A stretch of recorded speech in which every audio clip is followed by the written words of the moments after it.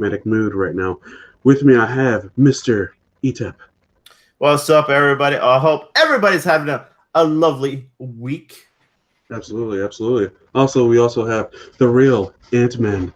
Hello, our slightly off-topic followers. How are you That guys is so this not evening? energy. What is up with that energy, bro? You gotta come stronger than that, man. What is up, everybody? There you go. Yes, Yeah. that's the energy we all know and love. That guy got that energy, man. Boom. You gotta get that power. I'm excited to be here with you guys this evening. I bet you are. Oh, I am. I am. Oh, you are. I'm blaming the movie we had to watch this week for my somber mood, and that's coming from a David Fincher fan. Bro, Yeah. I'm gonna tell you right now. I'm sorry I did not watch that, guys. Yeah, I will okay. watch it. I'll be honest, you ain't really missing anything. So that says something for you being a big David Fincher mark. yes, You're such a big David Fincher mark. I'm surprised you even say that. Yes. Wow. Yeah. Damn. It was a movie, definitely. Okay. That is for sure. But starting off from breaking news, gentlemen, what we have for breaking news? Well, Chris, I know you posted earlier today, and I think that's something worth mentioning.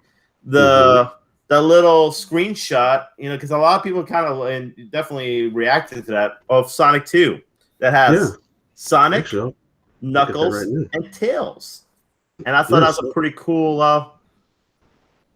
Now, this won't be how they will look in the movie because they're just props. They're just standing there. But it looks pretty damn good compared to the video game at that, Oh yeah, for sure. Oh yeah, look at that. So that's how they're gonna look in the movie, dude. It pretty much confirms that Knuckles is going to be in the movie, which we did not know ahead of time. Which is actually cool. So if you're always wondering why Tails is in a bad mood, look he has a freaking stick up his ass. Literally a stick up his ass. Oh man, dude, that's some messed up looking road right there. Yeah, it is. Dang. Rolling around up the roads, at man. the speed of sound. Dr. Robotnik's coming coming from where he came from. He found a way through the wormhole or whatever. Do we think Dr. Robotnik is going to be a Smash Brothers character? If you look at the DLC characters, like from third parties, we have Cloud, and then you have like Sephiroth. You have like Donkey Kong Country was originally in the game, but then you have King K. Rool. So it's like you have like the good guy and the bad guy. Bad guy. Didn't they do Alucard as well for Simon Belmont? Well, no, he's technically Alucard's not a bad guy. He's been a tweener. So yeah, but you know what I mean. Yeah, but no, he's an assist trophy. I'm trying to think. Is there what other characters did they bring in? We only have Wario in the game, do we? Yeah, we have Wario. Wario, not Waluigi though. He's only assist trophy. Waluigi, that's what I mean. That's because no one likes him. He's like the Nintendo stepchild. Yeah, black sheep. Even we love him. We love Waluigi. What?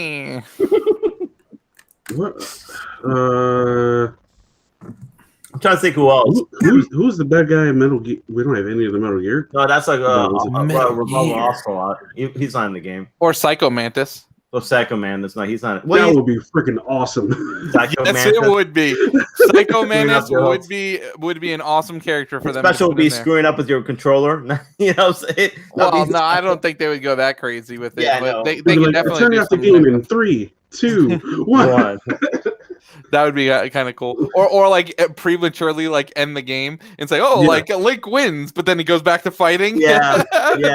That'd be pretty interesting. You guys Link and Ganondorf. You got like most of the Bowser and Mario. They mostly do the yin and yang. They need a Robotnik. I think Robotnik needs to join the battle. That'd be pretty cool. I'm still kind of I hear Ninja Gaiden a lot. It's gonna be the last. I would personally. I'll be honest with you guys. I think there's really 2 gaming figures left that need to be added to this.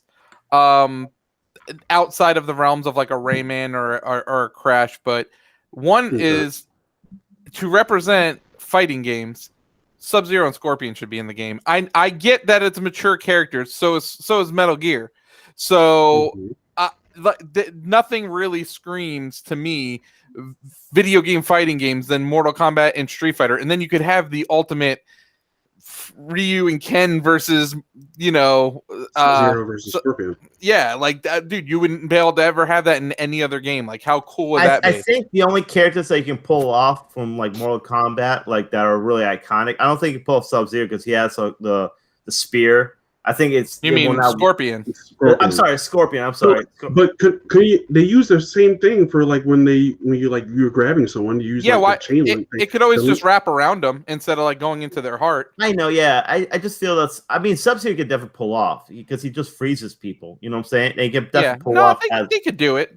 And then you have you have so many variants. You got like Ermac, you have Smoke, you have Noob Saibot. You could just make like all the variant different of costumes. Those characters. Yeah. It's just literally it's a color change. I mean, you could. Oh, there you go. 8-bit TMT. No, 16-bit. 16-bit TMNT, and that's coming. It's Shredder's. Oh, you mean add the 8-bit TM? Ninja Turtles would be cool in the game. I could see that. Cool. They're already in Injustice actually as a DLC, which is pretty sweet.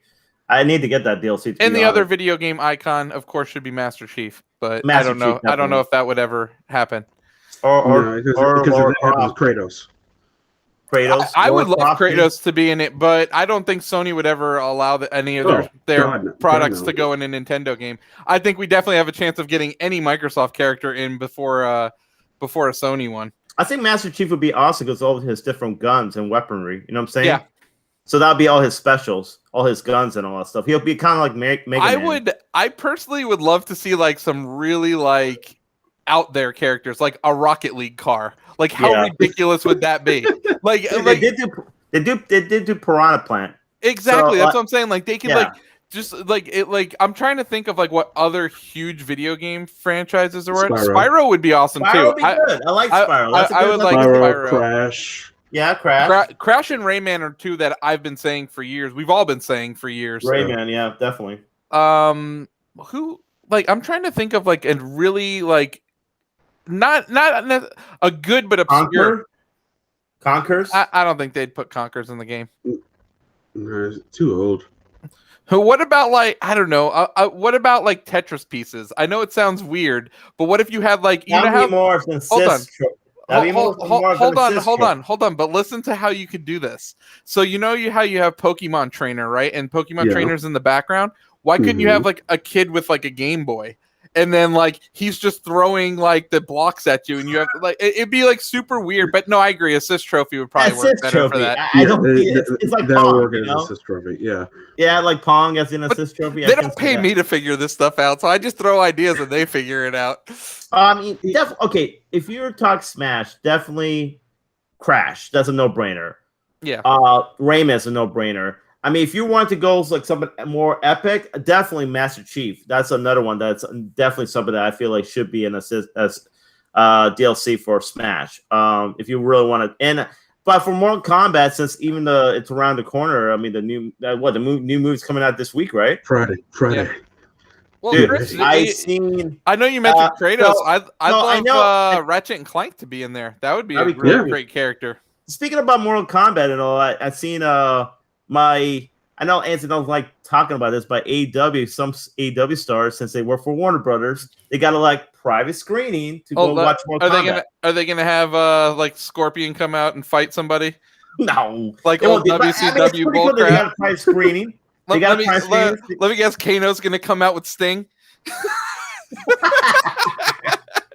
Anyway, and one of the guys said it was really awesome. He said it was even better than the original Mortal Kombat, so the movie. So we'll see. Well, I would expect it to be. The miniseries web episodes were better than the original movie, I thought. Sure. I still think the original movie stands the test of time, though. But have you watched the webisodes? Like, no, I did not. Dude, they're really good. Like the legacy ones, where they like literally they made a trailer for this thing, and it had like the guy from Dawson's Creek and some other people, Michael J. White as Jax, and they came out with it, and like it blew up YouTube like ridiculously. And then they're like, "Oh, I guess we'll just make this a like webisode show." and like every Friday there was like maybe 20-minute episodes or something like that. I don't even think they were that long. Yeah, you know, sucks, man. They were good though. They were really good. Yeah, I feel like he feels like still young. Yes. I mean, he would have been a perfect Jax. He would have been a perfect Blade. You know what I'm saying? He could have pulled off so many different roles, Michael Jai White. I feel now that he's older, he can't do those roles anymore. But he definitely had that, you know, look into him that he could pull off those roles and all that. I feel now he's too old, though, to act in those roles and all that. Because I would have loved to see him as Jax in the new Mortal Kombat movie. Yeah. Yes, Shauna, Mortal Kombat is coming out on HBO Max as well on Friday. And I don't know what Forged in Fire is, but hopefully he's not a drunken mess and falls in any fire. So, it's Ric Flair. That is Ric Flair going up in the flames. Yeah. So no, Forged in Fire. I want to say it's a show where they actually make swords and all, like customized swords. Keep the swords away from drunk ass Ric Flair, please. Oh my God! Talk about a guy that lives his character. Jesus, dude, 24/7, man. Dude, no joke. No, man. Holy shit! He makes me question though if alcohol could really kill somebody. It doesn't help though. It does not help, man. Have you seen the guy? The guy's like 80 years old, and I don't think he's ever been sober a day. Yeah, man, but he fucking had like all these health problems throughout the years, man. Jesus. Didn't JR get fired because of Ric Flair? He did. Yeah. Jesus. JR was kind of drunk too.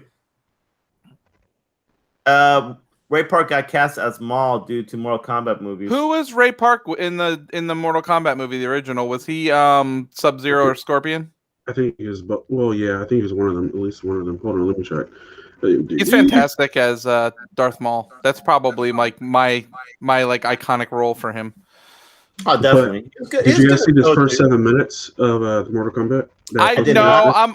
I'm waiting, Chris, because I can't just watch the first 7 minutes. Like I'll be like, oh. Was it good though? It's good. It's really good. I can't do it though. I know you posted it. He was a stunt double. Very cool.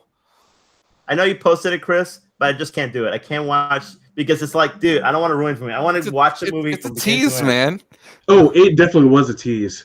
I'm not going to say what exactly happens because you need to go see it for yourself, but it definitely was. I'm going to go with I'm going to comment on Josh's there. That's actually, you know what, dude? Toad is a throwaway like D character from Marvel, and he actually made that role cool. So I will give him props on that. I totally agree. Oh, he did. I thought he did a good job as Toad. He actually made him cool. Like Toad is always like the lackey, you know, like always gets his ass kicked in the comics. But did he make it cool? Because I mean, how he died was kind of like that was lame. That was lame. But the character was cool up to that point. Dude, Storm's like he was like, what happens when lightning hits a toad? Just like it happens. I'm like, what kind of line is that? That's such a lame line. Lame. But you know what though, man? X-Men, you know, a little slightly off top, but X-Men movie, the first one, definitely paved the way for all the comic book movies. If it wasn't for that, man. The Crow, Pete. The Crow. The Crow. No, but no. I'm talking about that started like you're talking. Okay, so the Crow and Blade are dark rated R movies. You're talking about like the superhero movie. Yes, the superhero. Yes. Okay, I will give you. Wouldn't you say Superman did? Oh, you're talking about the '70s Superman? Yeah. No, I mean, don't get me wrong. It did. I'll be honest. I've never seen it. Oh my god, Josh! If you're over there, can you come out of the screen and slap Anthony? I need a picture of Chris's face right now. This is great. Slap Anthony in the face. How you not? Wait a minute. Did I not buy you Superman? I did buy you Superman. You probably have it now. Yeah, I do actually. I bought it for you, man. Oh my god! He still didn't watch it. You know what? I bet you didn't watch American Werewolf in London too, and I bought that for you too. I think I did watch that one. American Werewolf in London? No, that's like the '80s one, right? Yes. Okay. Yeah, I think I watched it. Oh my god! How do you not watch Superman? It's because he's a DC hater. That's why. Oh my gosh! Here we go. There we go. The most iconic character. Man, I was so. First of all, I love Batman. Batman's my favorite comic book character of all time, and series over Wolverine. Yes. Yeah, I would take, dude. because Wolverine doesn't have the same like gallery of rogue gallery. Dude, like that thing about Batman is his enemies and his bad guys and him, it's just like it's a perfect storm. There's not another comic book series that has all of like that greatness in it. And it's funny, if it wasn't for Batman, I probably wouldn't care about DC Comics at all. I think Batman is the only. Yeah, I agree. He is my favorite character from DC, hands down. I say my top three because then you have Batman, Spider-Man, and Wolverine. Those are my top three right there. If I had to say, like from what I've seen of all the DC stuff, so like I've watched a lot of the Arrowverse. I've seen all the DC movies with the exception of the Snyderverse. Yes. So I would say if I had to go my top three characters, and I would say, of course, Batman would be number one. Then I would probably go with Arrow and then Shazam. Those are. Are you talking about like DC? From what I've seen, yeah, from what I've seen from like all around there. I really liked Arrow when it came out. I like Flash too. At sometimes I was almost I was almost thinking Flash would be better, but like I don't know. There's something about Arrow just kept bringing me back to it. Like okay, and to answer, like I totally agree with Josh. Road to Perdition is a very underrated comic book movie. Yeah, Road to Perdition is really good. It's amazing. It's not a really. I didn't know it was a comic book movie. Well, it's based on a comic book. You know, it's more of like. What is it Image? Is that who makes that comic book? It's not Image. I think it was Image or Dark Horse. It might have been one of those. Yeah, but yeah, I totally agree. That is but no, I was gonna say that I love the original Christopher Reeve Superman movies because I honestly felt that was the original superhero movie. Oh, Sam Mendes directed that movie. Did not know that. Yeah, it's great. Yeah. Joker is the king of DC. I agree with that. Hey, what's up, Devin? Of course. Go Bucks. Go Bucks. Go Bucks. Oh, wait for it. Jet Suck's coming. Yeah, it's coming. I know it's going to come sooner or later. It's going to come sooner or later. And Jet Suck. There it is. There it is. It would be doper if Ant hates Ben Affleck. It wouldn't be him if you didn't say that on every freaking show that we do. It wouldn't be him. I do hate the asshole from Fashionably Male. Ben Affleck sucks. The asshole from Fashionably Male. Now, Tyrese. I don't hate Tyrese, but I don't love Tyrese. Tyrese is just Tyrese. I'm indifferent with Tyrese. Yeah, I'm Tyrese just like very indifferent for me. He's just there. He's just there. But Ben Affleck sucks. That like okay, hold up about Ben Affleck. There's certain things Ben Affleck is great at. Yeah, he's that good at directing. Great director. Himself. He did great. And dude, you can't tell me the Town is not an amazing movie. That's an amazing movie. Town's one of my favorite movies. I love The Town. Yeah, there you go. You see, right there, The Town. I see. I call it. The Town's an amazing movie. Argo is really good. Argo's great. Argo, fuck yourself. Gone Baby Gone? It's an amazing movie. Very underrated movie, actually. You know, I love that movie. That's a great movie. So I can't really hate on Ben Affleck. Tyrese, like I said, he's an actor. He's Tyrese. Ben was good with Batfleck. He was. What's GWH? I don't know. There's a really have to hate Ben Affleck, Tyrese. I understand the Tyrese point, but Ben Affleck, no, he's acceptable. He's the fourth. He's the fourth best Batman. Oh, you must be talking about G. Best Batman. I'm gonna go with Bale number 1. Yeah. We're gonna go Keaton number 2. Yeah. I'm gonna even though the movie sucks, I'd still rather see George Clooney play him. And then we'll go with Affleck. And then you can go Val Kilmer after that? Yeah, because Val Kilmer really... Dude, Val Kilmer doesn't even look like goddamn Batman. Val Kilmer sucks. You know what? I think George Clooney could have pulled off a good Batman if he was given a better movie, though. You know what I'm saying? I think the movie is trash, though. You know what I'm saying? I think he would have pulled off a better Batman if it wasn't from the movie. So... But I think... if I had to rate them... I can't rate Patterson until I see the movie. In fact, what I'm hearing about it right now is I'm not going to comment on rumors, but I don't like the way he's acting right now about it. What do you mean? He's like basically saying he wants like creative control of the Batman like franchise, like Pattinson. Let's wait. Let's wait till your movie comes out first before you start demanding things. And again, this is speculation and rumors, and I don't really want to badmouth the man before we know if it's true or not. That trailer was amazing, though. Oh no, it was very good. The trailer was done good, but it wasn't because of him. It's because of the fact of the directing and editing and everything being put together. So, yes, he's already better than Kilmer. 100% from that little bit of you seen in the trailer of it. Yes, 100%. Oh man, Kilmer gets so much hate. Man. Kilmer would have been a better Two-Face. Like I think he looks like Harvey Dent. Like I could see him be Harvey Dent. Like I just don't see him. He doesn't look like Bruce Wayne to me. I don't know. There's like a certain look. Kilmer though, he's such a good actor. He's done out a good role. But that was not what is the last role you've seen him in? Who, me? What, Kilmer? Dude, he's not in good shape nowadays, man. So he hasn't done anything. But he looks good, and neither has Ben Stiller. But they cover his face for freaking Doom Patrol. That's true. You know what? One movie you got to watch was Kilmer that came out, I think, 10, 15 years ago. Kiss Kiss Bang Bang with him and Robert Downey Jr. Oh, he's going to be in Top Gun Maverick, guys. Great movie. Oh yay! Because we had to bring him back for Top Gun Maverick. Oh, he was in Jay and Silent Bob Reboot, which I don't think anybody watched. No. Let's see. The Super?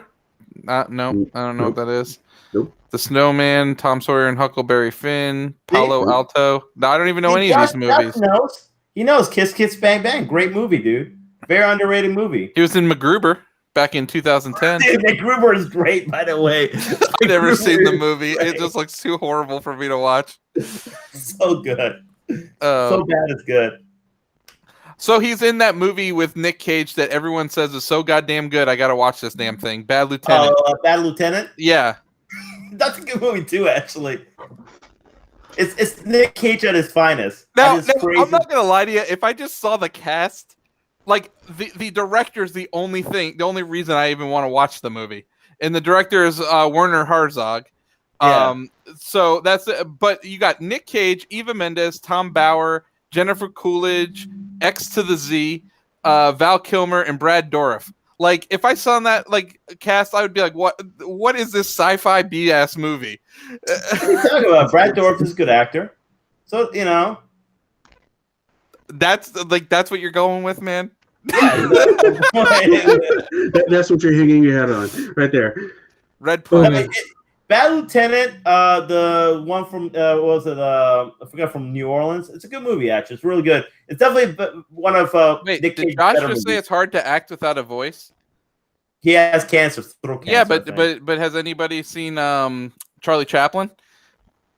True. He did okay. Well, he had throat cancer? No, he didn't speak in his movies. They were silent films. Silent movies. Silent films. Come on, man. I'm sure there's been other people. Yeah, I just think he's not in a good condition to be doing movies probably right now for Val Kilmer. I hope he gets better. I like Val Kilmer. Not a good Batman, though. He's a terrible Batman. Good, but I like Val Kilmer. All right.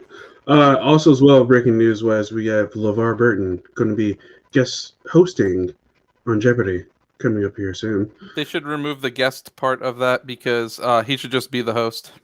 Yes. Make him host. Make him host. Well, we'll see though. We'll see what happens. It has several hosts, so it's. But you know what? It's hard to replace a replaceable Alex Trebek. So hopefully they'll find somebody. LeVar Burton be great because, hey man, he did Reading Rainbow, man. Exactly. And we all learned from Reading Rainbow, okay? So, and he was Data, man. For God's sakes, the man, his name is. No, I'm sorry. I'm thinking of somebody else. Sorry. Wow. I'm thinking of the robot. I'm thinking. Oh no, he has Geordie LaFleur. There you go. Geordie LaFleur. There you go. LaFleur. LaFleur. All right. Anything else for breaking news? Nope. All right. Mr. Anthony. Boom.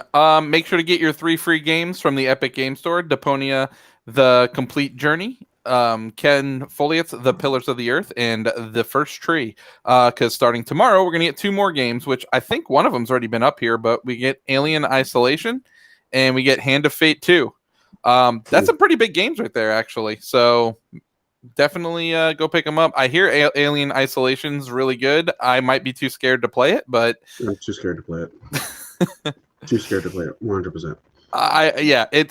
It looks freaky as hell, but I get Alien Isolation, but I gotta say, I will not play that game because I have seen it, and it is probably the best like representation of what I feel like an Alien game should be from watching the trailers.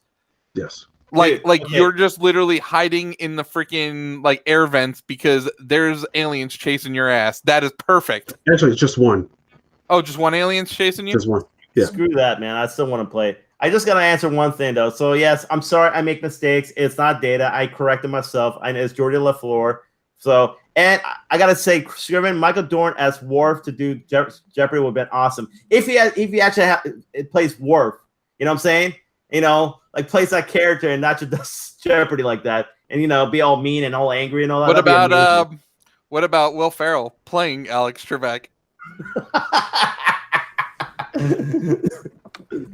God. As long as you have like Sean Connery in there, I know he passed away, rest in peace, but you need to bring Sean Connery back. Yes, I'm all for that. Oh my gosh, that'll be interesting. Oh, all right. Also, okay, LaForge, whatever. I didn't watch that much Star Trek back in the day, guys. I'm more of a Star Wars fan. Thank you very much. Showing your age, Pete. Showing your age. Yeah. All right, so Sony looks to roll out some movie content to PlayStation Plus tomorrow with PlayStation Plus Video Pass. So this leaked image came out this morning on Poland's Sony's PlayStation page, and then it was quickly taken down. Now, what they could be doing is the fact that they're going to be putting out all of their Sony films onto PlayStation Plus, trying to compete with Game Pass, because, you know, Sony needs to find some way to answer for Game Pass in some capacity way, not just with PlayStation Now, but with also Video Pass as well. They put all their movies on there.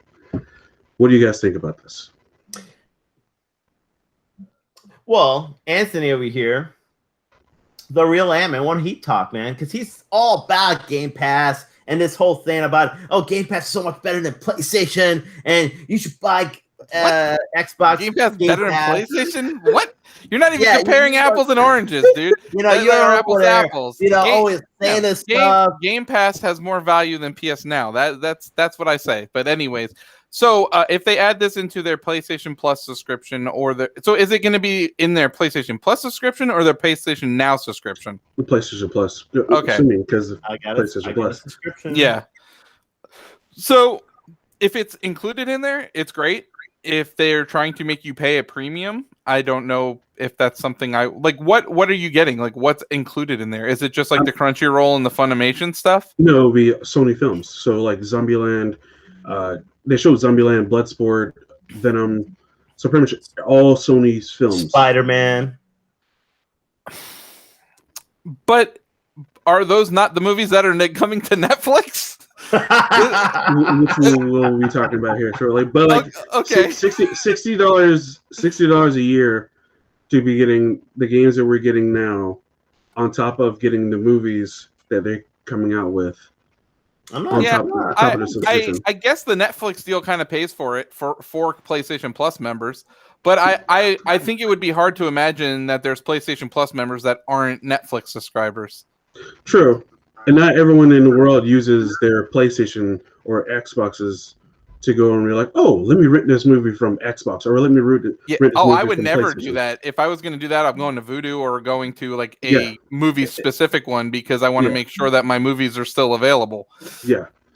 So I think they're trying to like make it so the fact that people will go there and use their service, so they won't have to use Netflix or anything like that. And plus, if they put like actual like a lot of Sony movies, because I'm assuming a lot of them aren't exactly on any streaming sites right now, because Venom's not streaming anywhere except for Stars. No. I think most of their stuff is through Stars, to be honest with you. I think you got Jumanji and all that kind of stuff. That's on Stars and everything else. But if they bring up that all to PlayStation Plus and be like, boom, there you go. Man, can you imagine Netflix got into the whole thing, man? No, Netflix needs to worry about producing good content. Really, Netflix needs to worry about Netflix. Disney Plus and HBO Max, right, Ant? They do. They'll be right up on their ass sooner than they think. Yeah. Maybe. But hey, let me ask you something, because Anthony, Mr. Ant-Man, has been really critical about PlayStation as of late. So I kind of want to answer, this a good PR? What do you mean, how so? Am I being critical of PlayStation, or am I being complimentary of Xbox's Game Pass? Well, I think you're very complimentary to Xbox Game Pass, because you never stop talking about Xbox Game Pass. You always talk about it. I can't help it. The cheap ass that I am gets to play brand new $60 games, $70 in some cases, for the price of my subscription. You damn straight I love it. I know you do. Because you never stop. You always mention it. But here's my thing, though. So I'm asking, though, unbiasedly, do you think this is a good PR move for PlayStation now? I want to wait and see the details. I think that here's the thing is, more content is always better. Is it the right content for what people are complaining about? No. I think that Xbox keeps churning out like Outriders, MLB The Show, day one on Game Pass. Second Extinction's coming to Game Pass within the next week. In the early access, which looks like a pretty cool game. They're going to get more day one games. So their response. Oddworld, day one. Yeah, that's true. You did get Oddworld, but it was just like a remake of an old game. No, it wasn't a remake. Yeah, it's a remake of the second game. Oh, really? Yeah. Oh. Well, we still got Marquette. We still got Destruction All-Stars day one. There you go. You did get Destruction All-Stars day one. I just think that... also available right now for game subscription wise. You don't even have to be a game subscription. You just need to be a PS4 or PS5 owner. Guess what? Horizon Zero Dawn is free right now. Complete edition. Complete edition. Look at that. I actually bought that game though, so I already had it, but it's good for anybody that doesn't have it. Pete, do you own it? I don't believe I do, Chris. I was about to say he does now. I do now. Should now. But I just think with the light of all the moves Xbox has been making, this isn't the best counter move when it comes to talking to gamers. Yet. No, it has nothing to do with yet. Here's the thing: is we as gamers, like, I honestly, dude, if Microsoft was like, oh, we're gonna throw in freaking, I don't know, Netflix with your subscription, I'd be like, whatever. Like, I don't really care. Like, like that to me, like, that's not what I want. I want, like, I'm paying for my subscription because I want games. And that's what they're giving me. They're giving me Outriders. They're giving me MLB The Show. They're giving me, whatever the next AAA or Xbox Game Studio game is going to be on day one. That's what they're giving me. And Sony hasn't made a response to that yet. Like, with PS Now. Is there anything in the slides talking about what PlayStation did to Game Pass by stopping a game from coming out? Is that on the slides too, or no? But that's like I don't know. That's still like rumor. That's rumor. Yeah, I don't want to speculate on that because I don't know if it's true or not. Okay.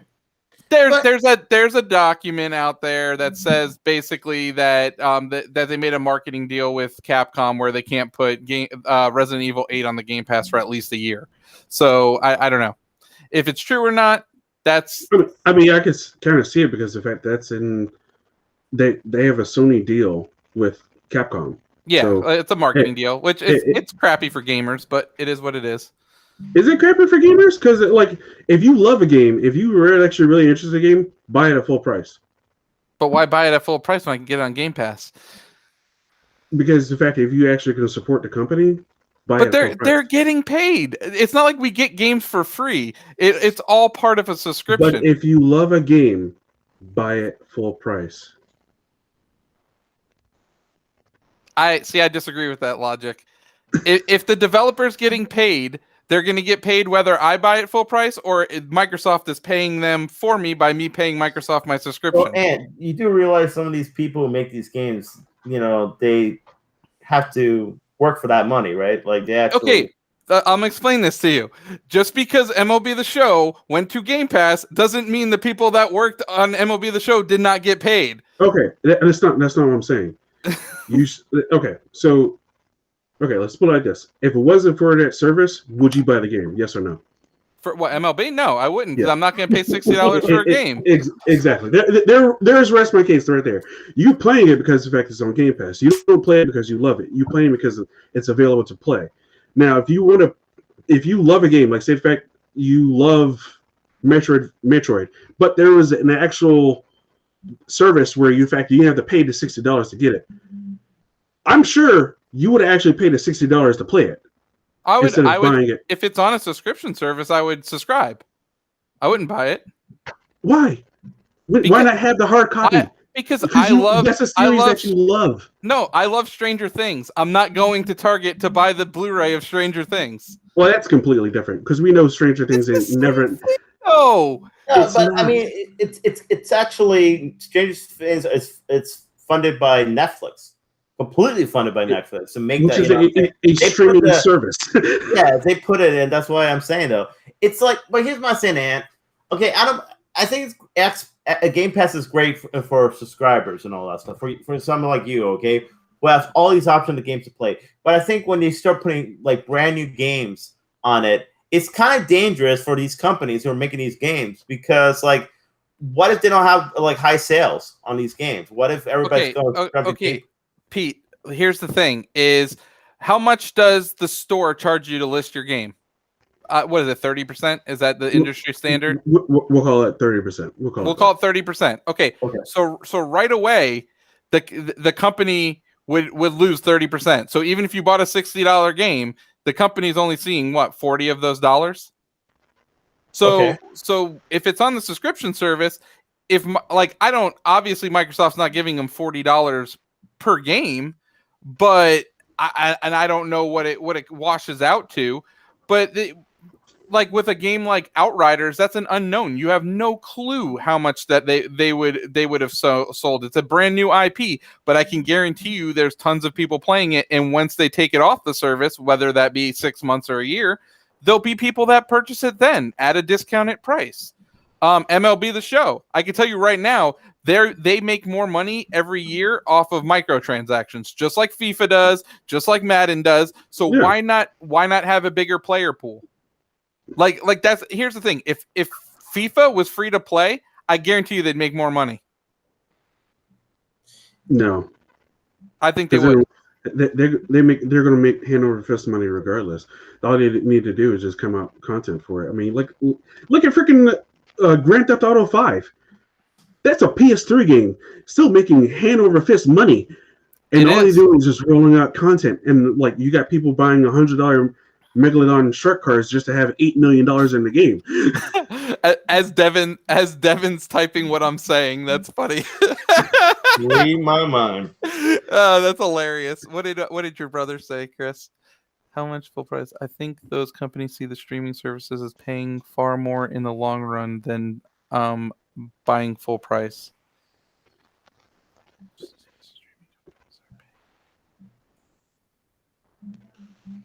Yes, I agree with Devin. The more people play it, the more like traction it'll get and the whatnot. But say the fact that like a very popular game, Skyrim, the next Elder Scrolls game coming out, like it's gonna be on Game Pass forever. Forever. And that's like, to me, I feel like people would want to, maybe some people would be like, you know what, I actually want a hard copy of the game and not actually just download it digitally. And they'll just do it like that way because the fact they love this series, this is what they love, this is what they're into. Like if they have PlayStation has a service, they're like, hey, yeah, we're going to bring Last of Us and Uncharted and God of War all on the streaming site, I would still buy the hard copy. I would still buy it digitally. I wouldn't, because the fact I support the actual company, not just the fact I'm buying for the service. But I am supporting the company by paying the service fees.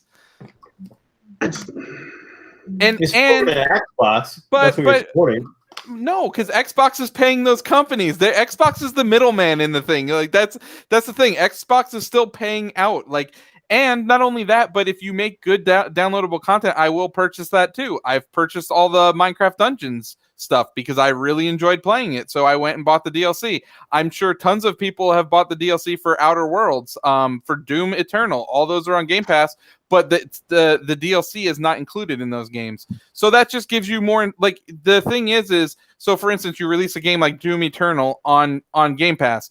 Now you have the option. 23 million people that subscribe to Game Pass now have the option to play this game. So now you have 23 million users that might buy the DLC. Whereas if you only sold 2 million copies, the most people that would ever buy your DLC would be 2 million. I just want to comment on. I want to comment on Josh. Yeah. GameStop's used games probably worse than Game Pass.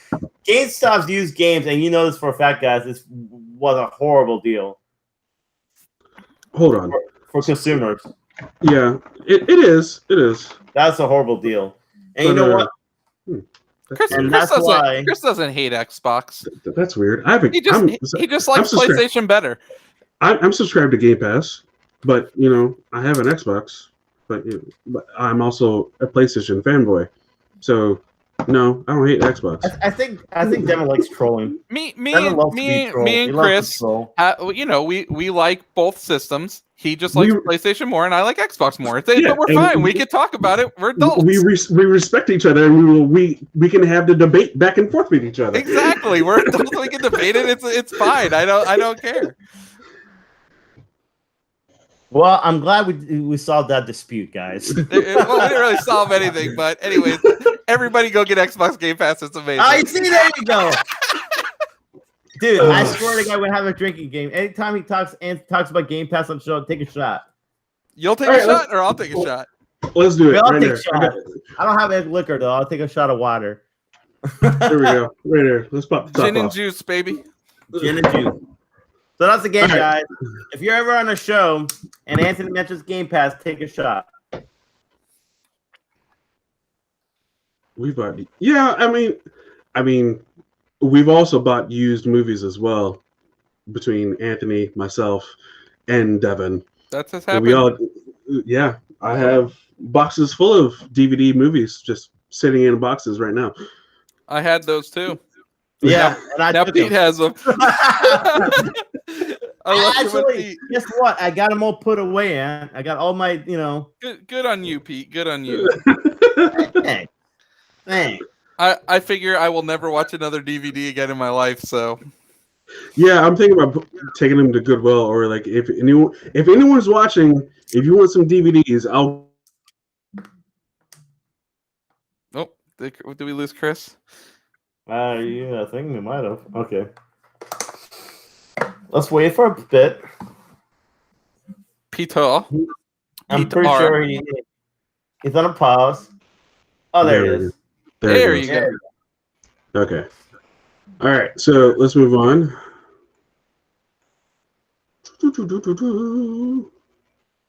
He looks like in. Kills you. Oh, you froze when you said you'll. I guess they want to know that said you'll what? I think he was going to say he was going to, donate them to you. Yeah. I have maybe 3 or 4 boxes full of DVD movies that, like, if anyone wants them and anyone's watching them, you can very well have them. I think I have. Here we go. Devin, what streaming service do you subscribe to that doesn't allow you to download the movies? Come on, buddy. I even have this. The 24 collection. There you go. That's pretty badass, Chris. Look at that case. This is seasons 1 through 5.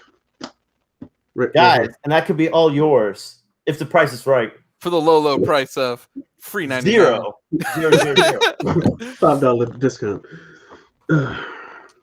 And then it goes out. This is the way you keep your DVDs.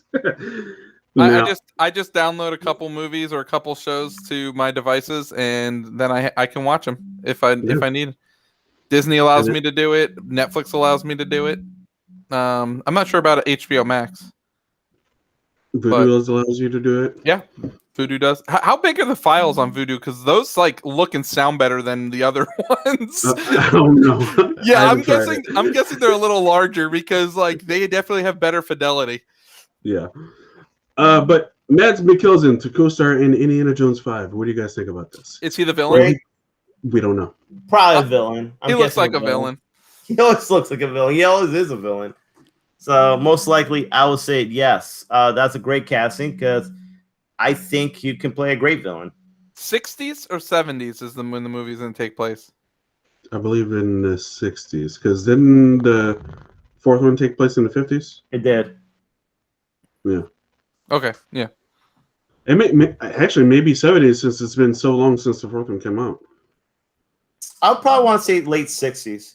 To be honest, it'll be a good time anyway because so many things were going on at that time. Also, you still had the Cold War going on, Vietnam War, everything else is going on in this country, and I could see that being some sort of good tie-in to everything else that's going on at that time. I always think Indiana Jones does a great job, like creating an adventure of the movie, but also keeping it with the times. So I definitely think whatever they do, it's going to be excellent. But I think Matt Mikkelsen is definitely a great casting. He's a great actor. If you haven't seen Hannibal, the TV show, he's awesome as Hannibal Lecter. And, he's been in so many other good movie roles. So I think he'll be great in this role. And I just hope that this one is better than the last one because I was not a fan at all of Indiana Jones and the Crystal Skull. No, me neither. I don't think anyone was. Definitely the worst out of the bunch. Definitely worse than Temple of Doom. So I don't know, dude. There's a part of me that like Temple of Doom like holds like a special place in my heart. I actually like Temple of Doom. I really enjoy Temple of Doom. I do too, dude. Honestly, the thing I think the thing I like most about Temple of Doom is the locations. Like I feel like that movie has a more diverse like set of locations that he visits than the other ones. Like I feel like the Raiders and I feel like Last Crusade, they're kind of like all like in one area. Yeah, very similar to where it bounces around a lot more in Temple Doom. Feels more like adventurous. I don't know. Kind of like that. I love the opening scene with them being in Hong Kong and all that. That whole scene with him, I thought that was really cool. Short Round. Short Round and those gangsters that he was going after, and then of course the whole in India and all that, and all the the jungles of India and everything else that's going on over there. It's like, dude, come on, that dinner scene, dude, that's so bad, that's so disgusting, man. Some of the stuff it really almost like horror aspects. Some of the stuff they see in this movie. I mean, come on, the whole like the heart ripping. As a kid, dude, I was always scared of that heart, the Kali-Ma. So I still think Temple of Doom is a really fun movie still to watch this day. So, but the last one was not fun at all. I'd be honest, I haven't really seen it in a while, so I don't really care to see it. The only should we do a reaction? We should if you want. You want to do a movie homework? We should if you want. No, let's wait. Let's wait till it gets a little closer, and we'll watch all the Indiana Jones again. The only good thing about the last one actually that I liked was Kate Blanchett's character. I thought she was a good villain. I thought she did a good job as a villain. She's good in everything she's in, though. Yeah, she is. She's a really good actress. She really is. She's a terrific actress. So I can't really hate on that. But yeah, I did not care for the one, so I hope they definitely redeem themselves with this one. They need to redeem themselves. I don't know. I mean, Harrison's too old now for. Well, do you think he's going to pass the mantle in this one? Do you think he actually is going to pass the mantle? His pride is probably too much to pass it on. And then what is that? His daughter? I think maybe. I don't know. Is it going to be Deanna Jones? Deanna Jones. Diana. Diana Jones. Don't worry about my TP, Devin. I got plenty. I'm not hoarding it either. All right, let's move on to our first and only trailer reaction for the evening. We're gonna watch a trailer that Pete's probably watched 13 times. I would say 13. I would say about 7 or 8. Oh my goodness gracious! Here we go.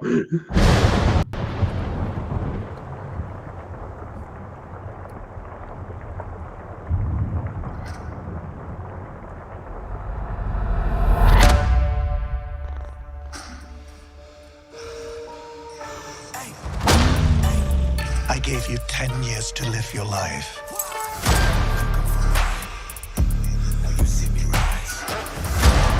And where did that get you?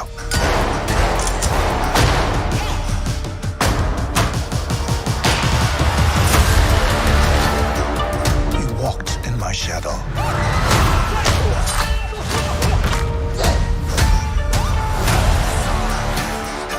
I trained you. So the most dangerous people in the world couldn't kill you. Son,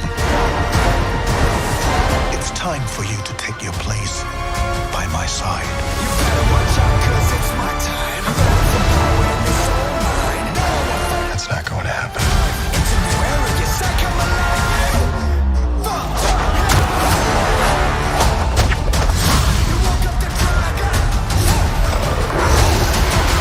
You can't outrun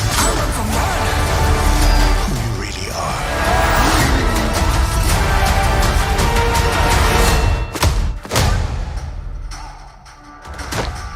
Who are you?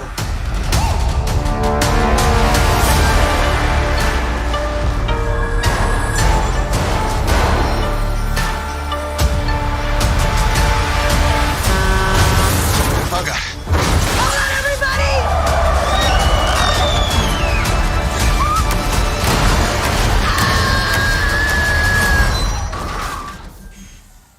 We make a good team.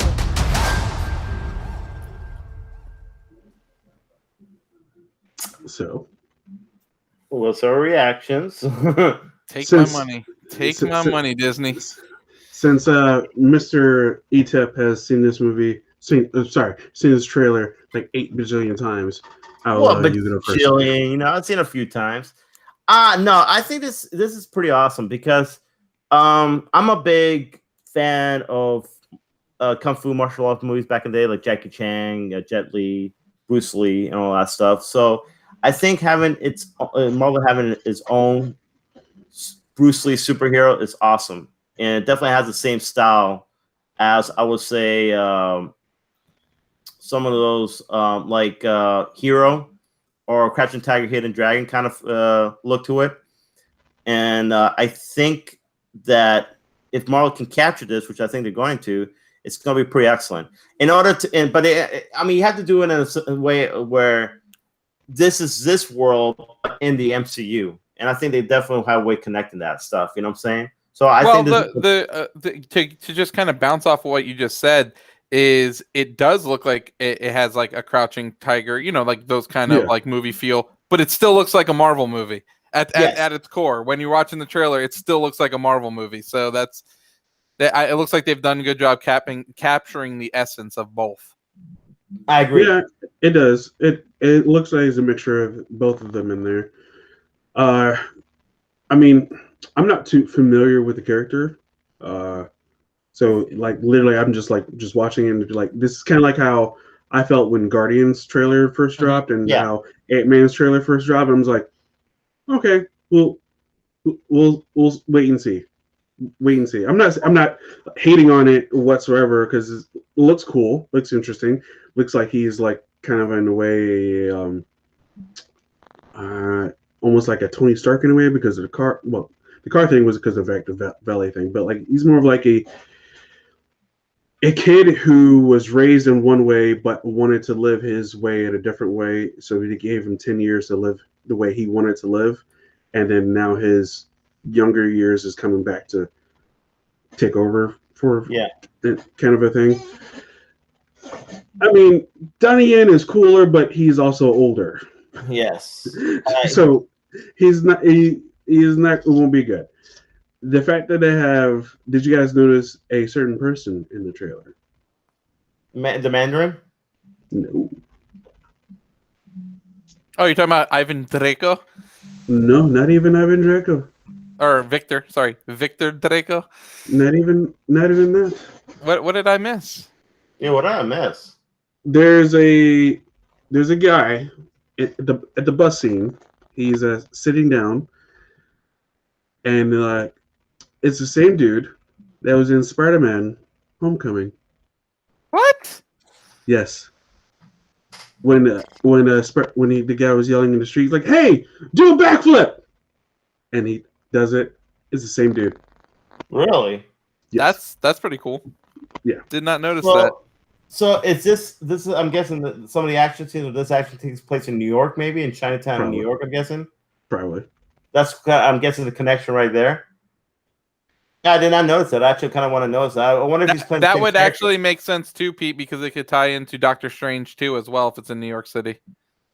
Well, I mean, I'm guessing maybe yeah, I'm guessing somewhere that maybe New York somewhere. Again, I think this goes along with what I was saying a few weeks ago, where this Phase 4 feels like Phase 1, and I would say this movie definitely feels like big time like a Phase 1 movie. Yeah. Because it's an introduction of this character, a whole new character nobody's seen before. Yeah, and you want to. It's going to be an origin story, so you're going to see why he's been training all these. Do you know if he, like, what his superpower is? Is it kind of similar to Iron Fist? So Shang-Chi in the comic books, he practically is the best martial artist in the world, pretty much. That's kind of like so he basically has the same power as Iron Fist, where he can control chi. Pretty much, yeah. But he's better than Iron Fist. He's way more. He's much more. The only thing about it, he doesn't have like the punch or whatever. That whole like whatever. But I mean, punch you. I think in the comics he gets like different weapons. Like he gets more of like I think he has these daggers, because you see the daggers in the trailer. Well, he has these nunchucks, I want to say, and some other weapons are kind of more like updated, kind of like not just classic. They're more like more high tech nunchucks or different high tech weapons. So he gets that later on. I want to say he gets another power too. I'm not sure he has a couple other powers, but he's practically pretty much like a master martial artist. And of course, he has some other like little, probably more fancier kind of like chi kind of moves or whatever like that, So, but that's pretty much it. What I'm saying, like, he doesn't have like the technically superhuman powers like some other like Marvel superheroes have, but I think he does have some maybe magical weapons or, like I say, high tech weapons and all that stuff. So, but I just think it's cool because, like I said, there's not too many Asian superheroes, so it's cool to introduce another Asian superhero in the MCU. I know, who knows, later on they might introduce Sunfire. He's another one from Asian superhero from Japan, and some other cool ones. So I feel like I heard Chloe Bennett wasn't done playing Quake yet either. So, well, do you think she's going to be in the MCU? Rumors, Secret Invasion. I always liked Chloe Bennett's character, and yeah, I thought she was one. Her and Coulson, obviously. They could have expanded. Unfortunately, they didn't really use her power so much. They could have expanded her. I feel like so yeah, but expanded her role, her powers, and all that. So hopefully, they can do that in the new MCU. Yeah. Oh, dude! Speaking of which, actually, I forgot even to mention this. Emilia Clarke, Daenerys. Yes, that's inside. Oh, I'm sorry. My bad. I did not know that. But anyway, sorry. But I think I agree with Ant. This is more of a direction to origin story. Yeah, origin story and all that. But I think it brings a whole new dynamic. I think the fact is it's bringing kung fu like movies into the MCU. Kung fu action movies into the MCU. And I think when you think of MCU and all their movies, they do sci-fi. They do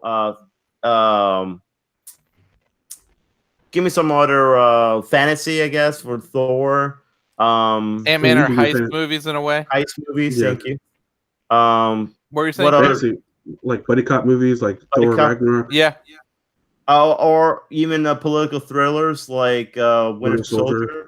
So they give you different type of genres of movies, and this, of course, is kung fu movies. You know what I'm saying? This is a whole different genre. Dude, that scene is amazing, by the way. That's a great cinematography. Yeah. I gotta admit, though, the cinematography of this movie is pretty amazing right now. You know what I'm saying? It looks great. Some of the scenes there. Some of the set pieces. The set pieces, yeah. So, yeah, I'm definitely excited. Like I said, I think the thing with this trailer, though, not a lot of people know about this character, and not a lot of people are familiar with all the stuff. So it's hard to get excited for yet. Let's wait till it comes out, and then we'll see what our real opinions are at. But like I said, though, it's got the year kung fu, I feel like, right now with Mortal Kombat and Shang-Chi. So it's pretty cool, man. It's pretty cool. And I was talking about if the guy in the bottom left corner with the beard. Okay. Yeah. Yeah. That's what I was talking about. But like I said, it'd be cool if he's actually playing the same character. Then it's like, oh, it all ties in. You know what I'm saying? Oh yeah, definitely for sure. So, the Spider-Man 2 guy is definitely in Spider-Man No Way Home. And he's going to be the Spider-Man 2 version as well. They're going to be using de-aging technology, from what he's saying. He decided to spill the beans all of a sudden. So it seems to be confirmed that Tobey Maguire and Andrew Garfield are probably more than likely will be back for this movie. Dude, big fan of Alfred Molina. I always thought he was a great actor and all that stuff. Even though I hope everyone's not disappointed when it's like literally like 3 to 5 minutes into each like dimension. I feel like it's going to be a very small role because it's at the core. It still needs to be a Tom Holland movie. You know what I'm saying? Like, like, you don't want to be oversaturated with characters. If anything, they need to put Miles Morales in it and like lead into Miles Morales and give him way more airtime. Because I'll be honest, we don't need to see Tobey Maguire or James Garfield. They've already had their time in the sun. Let me ask you something though. We do at some point need to move on to Miles Morales. Let me ask you something though, guys. Would people be disappointed, or would people still pretty much? I think people might be disappointed because I think they have their expectations that it's going to be like all three Spider-Mans like fighting together for the whole movie. Here's the problem with this. The fact that they're telling you that these people are going to be in a movie is a problem. I would have loved them to keep the secret, and then everybody's surprised when you see him pop in. I agree and disagree. Sony wants people to come out to the damn box office and watch the movie, so they're gonna. Yes. That's the reason they're saying it. Now I'm saying everybody needs to curb their expectations because it's gonna be. I don't think they're gonna be in it as long as we're thinking. It's not gonna be like the Spider-Man Into the Spider-Verse. Like everyone should know that. Yeah, it's not gonna be multiple Spider-Man the whole entire freaking movie. But they should go in as soon. I mean, we haven't seen it in action yet, so we can't really comment the fact that like, oh yeah, all three of them are gonna be in it. They're gonna be in it the whole movie. No, we don't know that yet. If anything, it's gonna be a last act. All three Spider-Man coming together, and they're actually gonna fight. But okay, if that's the last act, that would be pretty freaking epic, though. Yeah, it would be. Yeah, it would be. That would be extremely epic, though. Like that would be. And why don't we add Miles Morales into this fray before he goes and gets his own movie? Yeah, I agree. How cool would that be? You can even put Spider-Gwen in there, dude. Like have a really epic like showdown. And that'd be a good way of passing the torch to have his own spin-off movie if they want to do that. Well, I still think Tom Holland's going to be around, but I do think there's room in the MCU to have Miles Morales and Peter Parker. There's room in the Marvel comics. Exactly. Both in Marvel comics. And I'd love to see them introduce because I love Miles Morales' storyline because I mean, as we've seen with Into the Spider-Verse, that was fantastic. I'd love to see a live action version of that, and I'd love to see them bring the live action version of Prowler they did in that movie, like in 100%. Actually, speaking of, I'm guessing that's in the slides too. What? Into Spider-Verse 2. They named directors trio. 3 directors. Yeah, didn't they have 3 directors last time? I think it was only. I want to say. I thought it was 2. What was it? The 2. It was 2 directors, right? It was what's the name? I forgot their names, but I think it was. Yeah, I know what you're talking about. What's the name of the Spider-Man movie? The new one? Spider-Man No Way Home. Which is actually it's actually a pretty good title, to be quite honest. I was kind of worried about some of the titles they're throwing out there.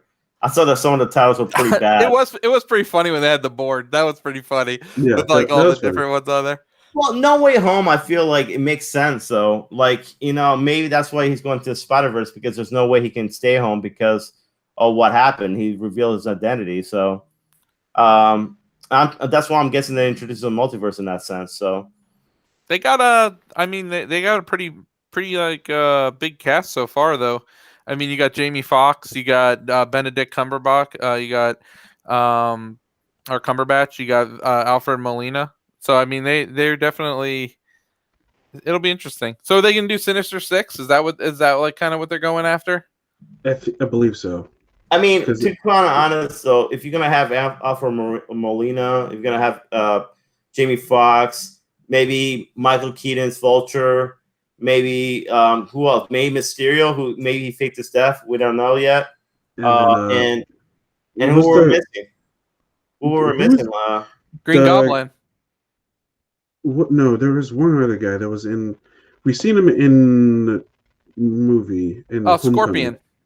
At the end of the movie, Scorpion. Scorpion. Yeah, Scorpion. It would make sense to bring them and have the Sinister Six, because that's your big money grab right there. And I guarantee you, if that's the case, this movie already is going to make over $1 billion in the box office when it comes out. Hopefully it comes out. There is no more. Well, it says Christmas, right? In a year, yeah. Christmas. December 17th. Dude, that'll be the big movie. Actually, that'll be the big Christmas movie. If that's the case, then man, if that's the case and they're gonna do all this stuff, I'm gonna have to show Avery like all the Spider-Man movies so she gets it, because then she'll be like, why is there like 25 Spider-Man? Well, I just hope it works out, because I know it worked out into Spider-Verse, but like I agree with you guys, it's a much larger scale when doing a live action movie. And I think Doctor Strange's the glue, though, man. I think definitely. I think that's what's going to hold it all together. Now, I do think it's weird that this is before Doctor Strange 2. Multiversal Madness. Yeah. So is this Doctor Strange 2 just wrapped up filming? Yeah. So WandaVision was the beginning of the breaking. This is going to probably be like the real catalyst of the breaking, and then I'm guessing that like it's going to be full on like the shit hit the fan. Yeah. Yeah. There's no other way to describe it. The shit has hit the fan. Yep, okay, madness. so just to kind of get in case it's going this route. Well, there's another rumor I heard that supposedly now, like I saw somewhere, it's a rumor, but they say like Ant-Man 3 might introduce a Fantastic Four. I mean, we've heard that's a rumor. We've heard freaking that WandaVision was supposed to do it. I know. We've heard so many rumors. But it makes sense. You know why? It makes sense in a sense because in the comic books, actually, Kang the Conqueror was a distant relative of Reed Richards.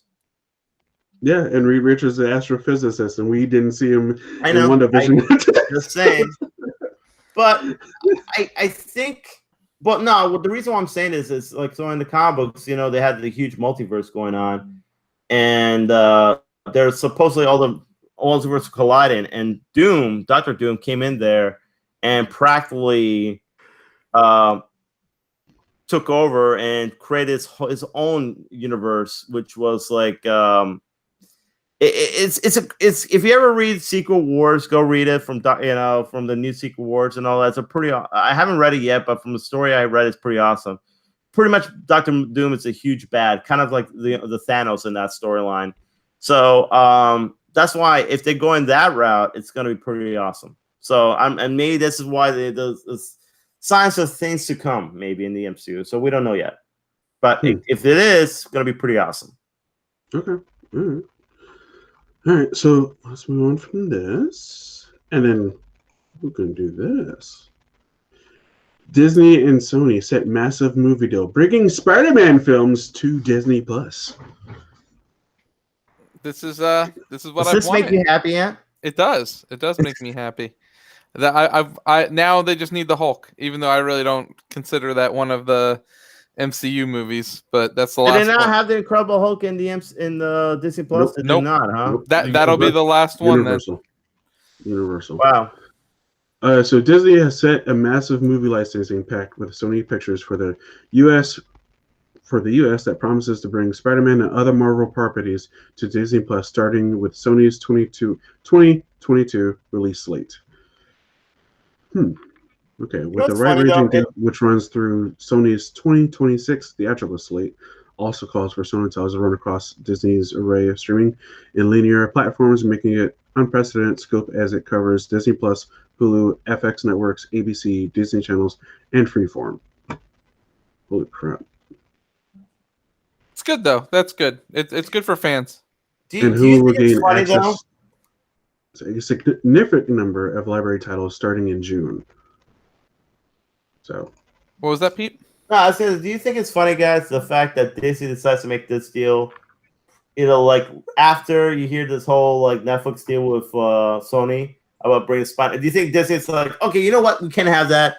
Here's a paycheck. No, I don't think necessarily. I think they've been trying think to. So? No, I think they've been trying. Was like, you know what? Screw you. We're gonna get those movies now to Disney Plus because we have more money than Netflix. No, I think they've been trying to get them there because they just want all their Marvel proproperties on in one area. And then Sony needs to make money. This is why they're bringing the PlayStation Plus thing. Yeah. This is why they're doing the Netflix thing. This is also why they're doing this thing. They need money.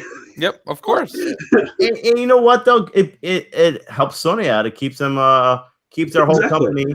I want to say afloat, but it definitely helps them out with some of their financial problems. I mean, I know PlayStation's doing well, but some other parts of their company are not doing so well. So this keeps them going. But like I said, though, I think this is awesome. Even though, like, I think that we're gonna have to wait for these Spider-Man movies, but eventually will come to Disney Plus, which is great. Well, a significant number is coming in June. So, oh, really? Yeah, that's the last thing I read. That's yeah. So, yeah, it just to me it also makes sense the fact that you already have certain characters, like you had Nick Fury in The Far From Home, and now you're gonna have Doctor Strange and No Way Home. You know what I'm saying? So. Why wouldn't you have your own characters that you're using the Spider-Man characters not in Disney Plus? You know what I'm saying? These are your characters, that you're using in the other movies. Of course, you want it in Disney Plus, so it makes sense for Marvel to do this. So and it all ties into all their other movies. So, but yeah, this is great. Now, honestly, I just wish you'd just buy freaking Spider-Man back. Buy the whole thing back. Disney, that'd be great. Honestly. No, not gonna happen. No, not if Sony keeps on making movies. Yeah, and they're making money too. And they're making games. Yeah, and don't forget, Spider-Man game on PS5 and Miles Morales still on the top 10 charts in NPD. And so it's the original Spider-Man one that came out years ago. And this is their bread and butter, man. Spider-Man, it's a bread and butter. If they let go of this, they're gonna lose so much money. Yeah, it's really their moneymaker right now, man. This whole franchise, because if right now with the new Spider-Man movies, they're making. I'm guarantee you that movie, if it's really good, it's gonna make over $1 billion easily.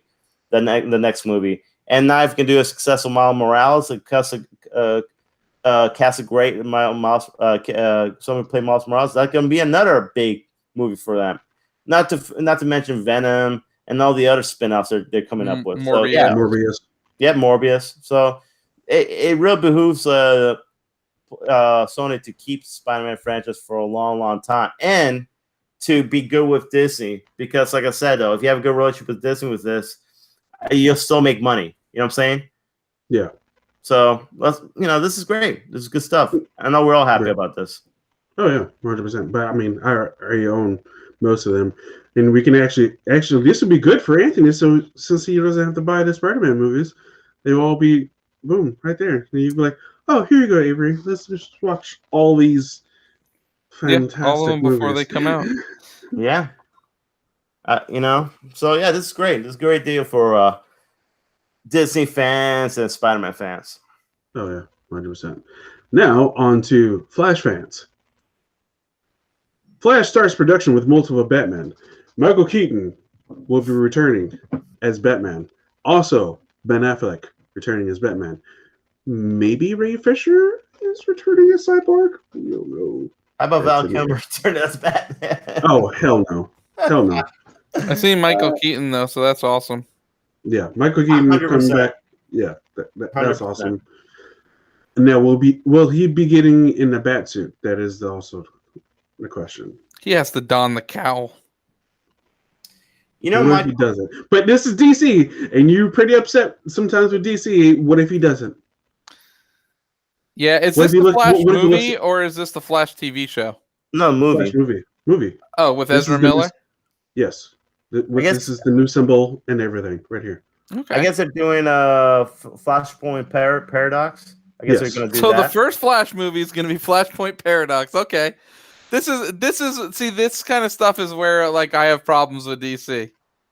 Like let's not introduce. Tell me what. Let's not introduce the character and then build to a big monumental point in the storyline. I don't know. Just me. Just thinking out loud. Okay, so we joined the anyway. But no, I kind of agree with you, man. I do think that you should. I hear you now, Chris. I agree with you, man. You should build to But here's the thing, though. We kind of already did an origin story of Flash in Justice League. Oh, the Snyder cut. Yeah, I mean, can you think of another big story from Flash besides Flashpoint's Paradox? I mean, he doesn't. I don't. I mean, I'm not a big DC fan, so I don't know too much. I don't know. I watched like 150 episodes of the TV show. They didn't. I mean, they came up with storylines. Yeah, they did Infinite Earths too in one of them, which is a huge event for DC. Yeah, but again, I had to watch probably like at least 50 something episodes before they got to that. Yeah, but I mean, would you think like maybe start off with Reverse Flash maybe first, and then maybe move to the. But Reverse Flash is a Flashpoint Paradox, so I mean, I don't know. I like the slow build they did with the Grant Gustin Flash. I enjoyed that a lot. You got good character development from that show. Let's look at Apostle Light. So Michael Keaton is going to play Bruce Wayne again as Batman, right? Mm-hmm. And you're going to have Ben Affleck's version too. Okay, Michael Keaton. You know, he's now in the 60s or whatever, a little older. Now there was this animated series back in the late 90s, I want to say, that was awesome. You know, it's kind of a cult classic called Batman Beyond, where you have an old Bruce Wayne who passes the mantle to what's the name, McGinnis or whatever, and he takes over as Batman. Caleb?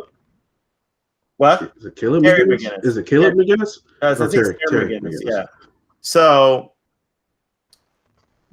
do you think they can make a spin-off of this and have Michael Keaton do that role and have that type like him in the future and have Batman Beyond live action movie? You think they can pull that off? You don't think so? No. It'd be too many Batman.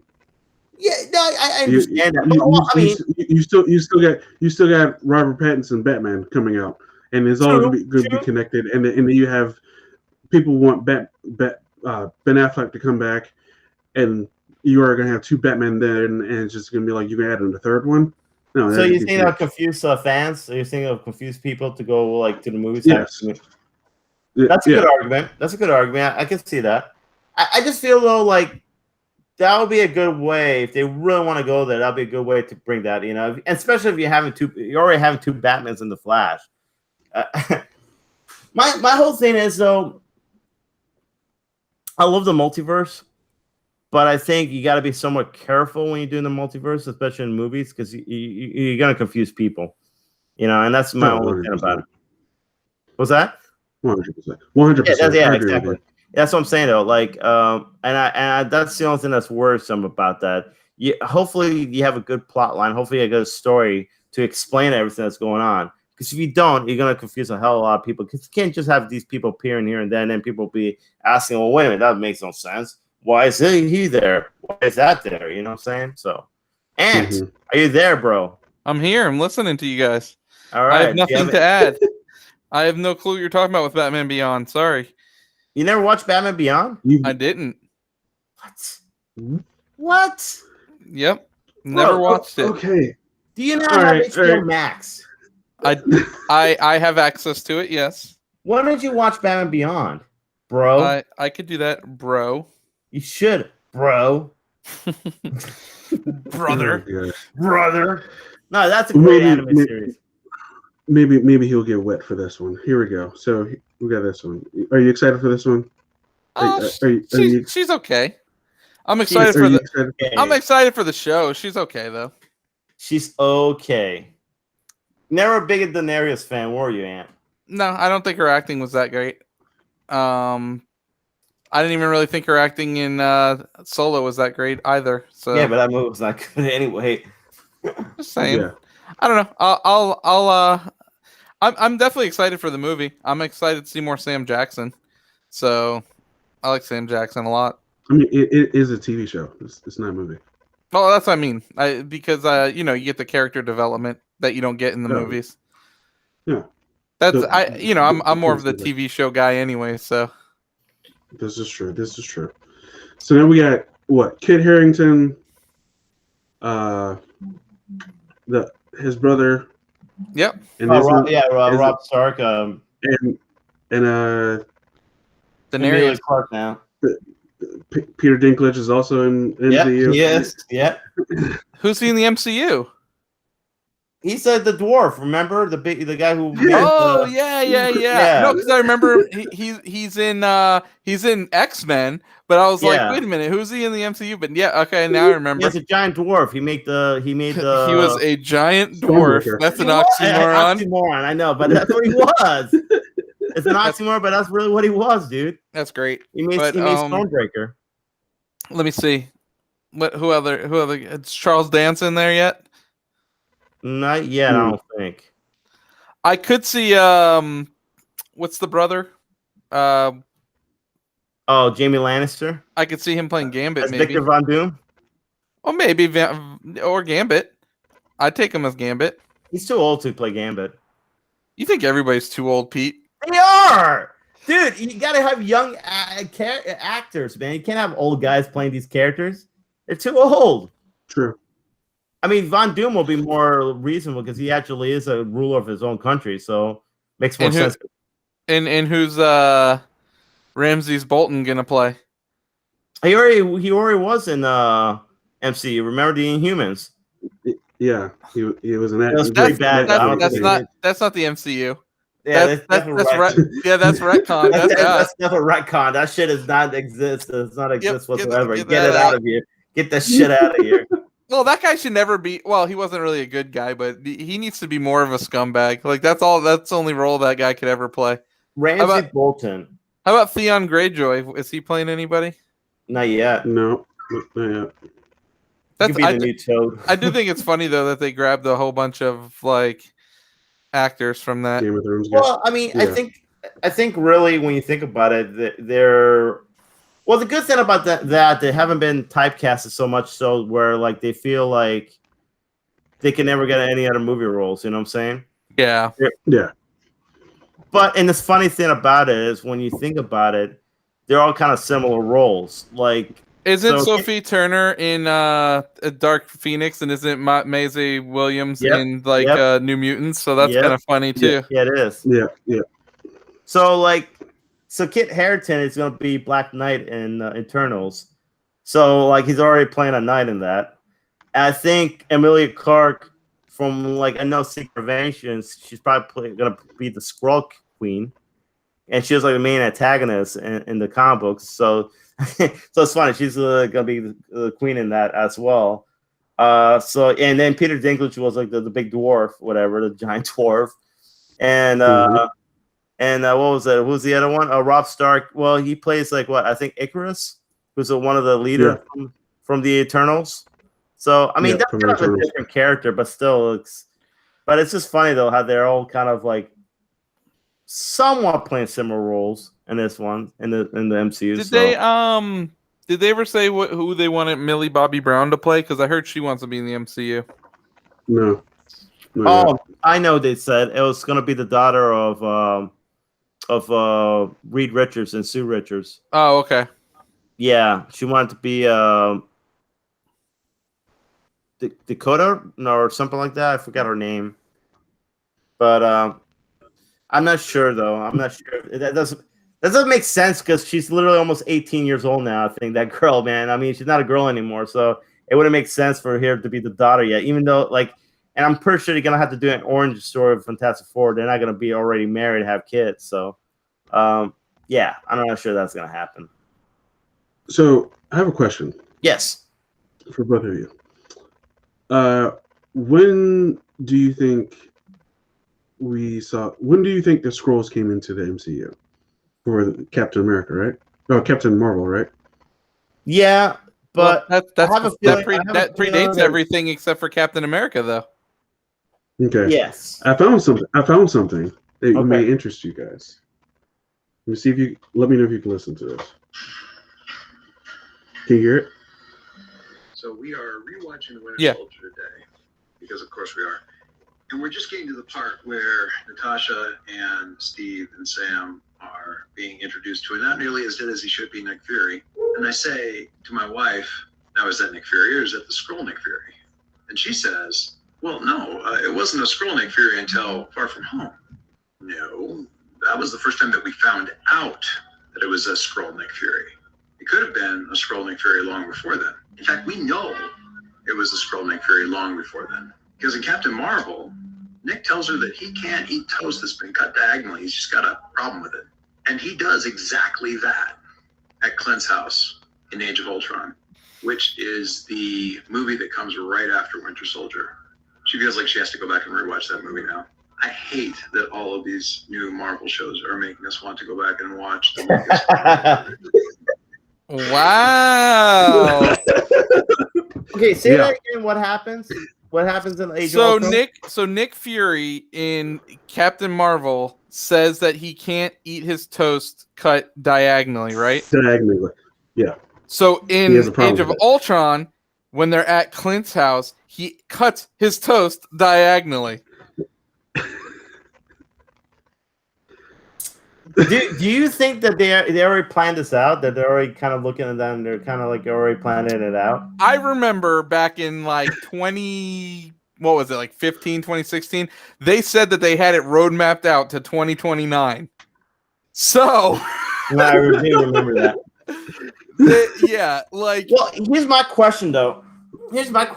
Do you think in the Secret Invasions or maybe one of these movies or TV shows we're going to see some big reveal that find out it's a Skrull? Who's a Skrull? What's a Skrull? One of these characters we've seen a while, it's actually a Skrull. I don't know. No one's acted out of character yet for me. No. To me, it would be really hard to anybody that was blipped or survived to be a Skrull. It would have to be somebody that either like died off screen beforehand or that we didn't see get blipped or whatnot. You know what I'm saying? Like, does that make sense? I really find it hard. I would find it hard to believe that they were a Skrull and then got blipped or whatever. Well, I don't know. It would be weird to me. I think though, like in order for the Secret Invasions to pull off, they need to infiltrate, because that's what they did in the comics. They infiltrated different sort of, like for instance, in the way they revealed, like there's a Secret Invasion in the comic books. So Elektra at the time was in charge of the Hand. She was like the leader of the Hand and all that stuff. And I think they got in a big fight with, I think it was Hawkeye and some other ones, and Wolverine got a big fight with them, right? And one of them, I think Wolverine or Hawkeye, one of them ended up killing Elektra, and that's what they found out she was a Skrull, because she turned into a Skrull. So, and that's when the big thing happened, and you start saying who's a Skrull, who's not a Skrull, you know what I'm saying? And it's like they try to infiltrate every big sort of organization, or in order to them to slowly take over, you know what I'm saying? And how the Skrulls operate too in the comic books, so they can mimic different superpowers. Like a couple of them actually they call Super Skrulls can mimic like 4 or 5 different superpowers. Like for instance, there's one they call the original Super Skrull can mimic all the Fantastic Four superpowers. So he can do Mr. Fantastic, Invisible Woman thing, and Human Torch. And there's like a bunch of them in the Secret Invasion that they did that, So one of them could do the Wolverine's claws. One of them could do, I'm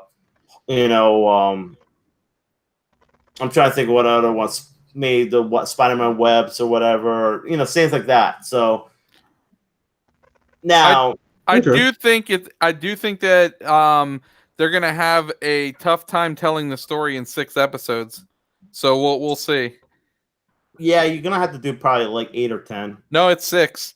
So that would be tough, man. Which is perfect. It's perfect. We don't know what the plot line is going to be. We don't know how it's going to check out. Yeah, you're right. It's going to be different. It might not be exactly like a comic book, so it's going to be completely different. It's not going to be as epic, I would say, as a comic books was. But I still think that you need that sort of sense of paranoia and sense of like in order to capture that, there has to be some big reveal where you're like, okay, anybody could be a Skrull. You know what I'm saying? And they had to have something where the Skrulls are like little legit threat in order to pull this off. So, like I said, it's probably going to be something like cool, like some cool reveal, or some other cool things that they're all over the place. Kind of like they did with Hydra and Winter Soldier, where Hydra was infiltrating Shield and everywhere else. Kind of like that. Yeah. I think they need to pull that off. So find a way to pull that off. So, which I'm sure they will. I think they will. Yeah, I'm definitely. I got my confidence in this. So, and I think it's great that they cast Emilia Clarke because I think she is good. I'm not like a hater like Ant is. So. It's true. Sorry, as the hater. All right, moving on. HBO's Last of Us series cast Gabriel Luna as Tommy. Tommy plays Joel's brother in the game. I like Anthony will know that. Yes, Anthony should know this because the fact that at the beginning of the game you see Tommy and whatnot. Oh yeah. Yeah. I like the cast of the show so far. So. Yes, Gabriel Luna is a really good actor. I definitely like. So him it's Gabriel Luna and Pedro Pascal. Yeah. What's that? Yeah, dude. I'm down for that. I found out they're actually filming for a whole year. So they're probably pretty close to being done then, right? No, they haven't started. Oh, they haven't started. They haven't started. They're filming literally like in June till next June. Oh wow. So I'm guessing they're grabbing him before they start filming on Mandalorian, or are they going to finish up Mandalorian first? Because I heard Book of Boba Fett just finished production, so I'm pretty sure Mandalorian's probably going to be in the whatever they call that sphere thing that they film. Probably. I did hear that. Who was it? Someone was looking into using it. Oh, I can't think about that. Like. What it was off the top of my head. What Disney series are coming out? Like live action Disney series, like one they took from like a Fox property. I'm trying to think. Ooh. From a Fox property. Yeah. So they were talking about remaking a series, and then they were gonna look into using what like Star Wars uses for the Mandalorian. The green room. Well, it's not a green room. It's like this huge like sphere thing, but yeah. It's not like Alien vs. Predator or anything like that. No, right? I don't think so. I'll look into it. Go ahead and move on or talk about this. All right. But this is good casting and whatnot. But one thing I did not put on there, and I would like to say it right now, they're doing a sequel series to How I Met Your Mother with Hilary Duff as the star of it. I don't know. I don't know about this. We haven't seen Hilary Duff in a long time, too, have we? No, she's on a TV show right now. What was she? Yeah. Okay. I don't know. They brought Lizzie McGuire back, didn't they? For they canceled it. Oh, it was Percy Jackson. That's what it was. They were looking at filming in the I forget what they call the damn thing. A sphere? The dome. The dome? No, there's like the Disney Dome. The Disney Dome. Thunderdome? No, not the Thunderdome.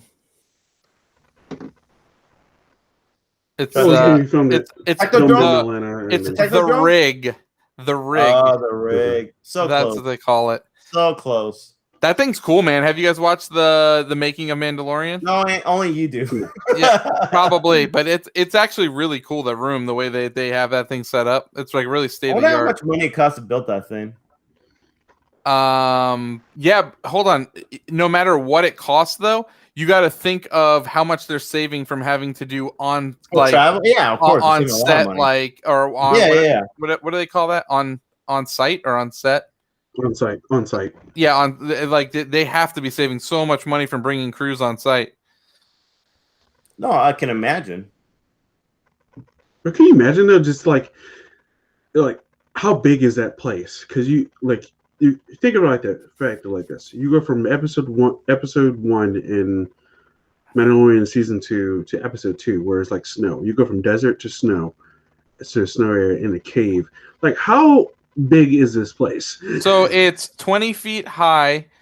And then there's a 270-degree semicircular LED wall in its ceiling, and it has a 75-foot diameter performance space. That doesn't sound too big. Not big at all. No, it's not big at all. It's not big at all. It's not really, and they just put like the set pieces in the middle and then have the background in there.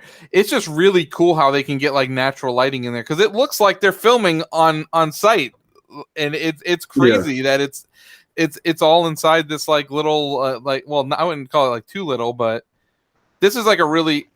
Am I able to like show you guys like a picture? Just send it to me on our messaging thing. Okay, I'll put it up here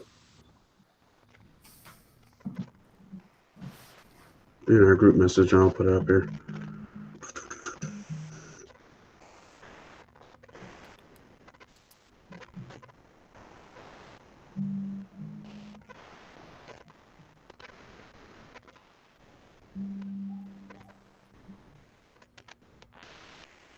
You send it? Yeah. Got it. Now I gotta save it. There we go. All right.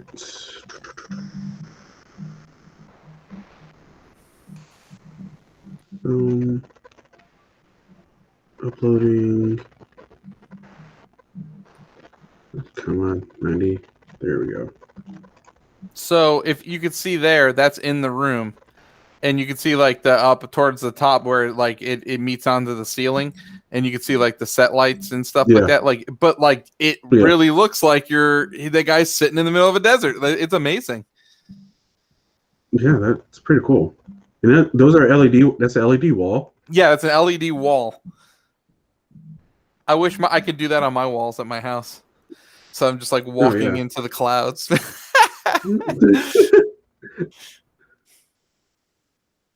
That's pretty cool. That's pretty awesome. Not gonna lie. Yeah. So, anyways, I highly recommend watching the making of. It's really cool. Maybe, but Mr. That may be cool, but is it as cool as Mr. Diesel starring in a Rock'em Sock'em Robots movie? Oh, when you said Mr. Diesel, I thought you were talking about Kevin Nash. Cool Diesel. Oh my goodness, that's horrible. Is this going to be rivaled to Real Steel? Real Steel. I don't know. I wish it was. Actually, Real Steel is a pretty good movie. Actually, it actually is. It actually is. I will agree with you. I don't know about when this was announced, like everyone was like, "Why don't we have a Real Steel 2? Why don't we get that going?" Yeah, I don't know. This is ridiculous. Yeah, I don't know. I don't know about that. I'm not. Yeah. I'm not. You know what? About it. I'm not for or against it at the moment. I'm in the wait and see. I'll give it a benefit of the doubt because I remember when the first time I heard about Pirates in the Caribbean, and I'm like, a movie with Johnny Depp, and I'm kind of like, what, like The Ride? I mean, that's gonna be stupid. And then it turns out it wasn't that stupid. It was actually a great movie. I don't know about the other ones, but the first one was awesome. So you never know. They can actually make chicken shit out of chicken salad and make it a great movie. So you never know. But I don't know. Like my biggest thing is I think we all play Rocket Soccer or we all know about Rocket Soccer Robots. I just don't know how you can make a movie about that. Real Steel will be entertaining. It's literally the same thing. Yeah, I don't know. Just saying. We shall see. We'll see. We'll see. Vin Diesel lives his life a quarter mile at a time, so. Absolutely. All the time. All right. Falcon and the Winter Soldier, Episode 5 in review. The punitive episode. So. The episode of all episodes. I'm trying to remember what happened. Well, let's start from the beginning, man. Let's start from the beginning. Well, I'm just like it's running together with the last episode. Well, let's start from the beginning of the Let's start episode. from the beginning, okay? Let's start from the beginning. All right, there you go. We have the Mr. John Walker, who wants to be like, I'm Captain America kind of a thing, and then ends up getting shit kicked out of him by Bucky and Sam, and they break his arm. It was a very good fight scene. It's a good fight scene. And then you got, what is it? You got Sam accepting the fact of like him needing to become Captain America. Yeah. And needing to take up the mantle and him accepting it. Because like literally at the end of the fight scene, you see him realizing the fact, looking at the shield and just like seeing the blood on it, is like, okay, yeah, I understand my role in this. And it was kind of like, to me, I felt like it was like, I'm sorry, Steve, I kind of let you down kind of a thing. And to be honest with you, that made me cry. Not gonna lie, that got me. Then you have John Walker going on trial and whatnot because of the fact that he killed someone. And then, but he's going to be dishonorably discharged and no benefits or anything like that will be given to him or anything. And his complaint was the whole entire time is the fact you guys made me this way. That I'm a product of what you made, and this is what you're gonna do to me, kind of a thing. And it was a very powerful scene. It was. Yeah. It's like this is who I am. Like, yeah, I'm nothing without this. There's actually two very powerful scenes in this movie. We'll get to the second one with Isaiah Bradley. Show. Yeah. Episode. And then you have actually we can go to that scene right now because you had an introduction to a new character. You did, but who was supposed to be in Black Widow first? Yeah. Yep. Yep. Yeah. But we got her, which is, it seems like she's more of like a Amanda Waller kind of a thing. It feels like that way. She was she was a SHIELD agent. She's a love interest of Nick Fury. Or was. Yeah. Was. They were bumping uglies at some point. Okay. But it seems like she's like, from what I gathered from watching other people's videos, is like she's kind of like an Amanda Waller. She takes like the rejects of the Marvel characters and like puts them in the team and creates their own like little squad. Yeah, they call it Suicide Squad. They've been hinting at a Dark Avengers for a while, so we're thinking that's probably going to be the lead into it, where U.S. Agent will be the head, with her being like the figurehead of it. Okay. So yeah, he's definitely in the start of becoming U.S. agent. Let's just put it that way, of dropping the mantle, which happened in the comics too. He took over the mantle of Captain America at one point in the 80s because Captain, like, I guess he got rid of the shield, or he stopped being Captain America for a period of time. He took over. Then, of course, he did something wrong, kind of like he did in the TV show. So he dropped the mantle and became U.S. agent. It's very similar to the comic books, actually, too.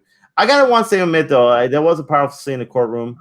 I think Wyatt Russell is a very good actor. Actually, he actually, regardless of what people think of his character, I think he's definitely doing a great job with this role. And definitely, I think the fact that he's gotten so many people's attention, whether positive or mostly negative, I should say, it goes to show how good of an actor he really is. He definitely does a good job with it. And I think we're going to see, and I'm glad we're going to see more of him, because I didn't want him to get killed off. I feel there's way more to his story arc, whether it's him still being kind of like being more villainous or him having a redemption arc, which I can see both happening. You know what I'm saying? I can see him have a redemption arc, or I can see him going more villainous path. I think we'll see more villainous before we see the but I do see a redemption arc. I definitely see that in the end, because I feel like with his character and everything, you know, I feel like he will have that. But I agree. I feel right now he's definitely going to go into that role because he's kind of been he's definitely been in his mindset been screwed over. You know what I'm saying? So, but also we also talk about another thing that happened was Baron Zemo getting captured by Bucky by can't pronounce her name. I forgot their the Din Majari. Somebody help me out here. Majari. The Dora Milaje. Milaje, there you go. Him being captured by the Dora Milaje and being taken to the raft, which is still ran by General Thunderbolt Ross, right? Yeah. Correct. Yep. Which we don't know what could happen. You know, could it be the start of the Thunderbolts? Maybe that's might happen. I don't know. I think that's something we might see. So are we gonna have a bunch of team ups? Is that what we're gonna have?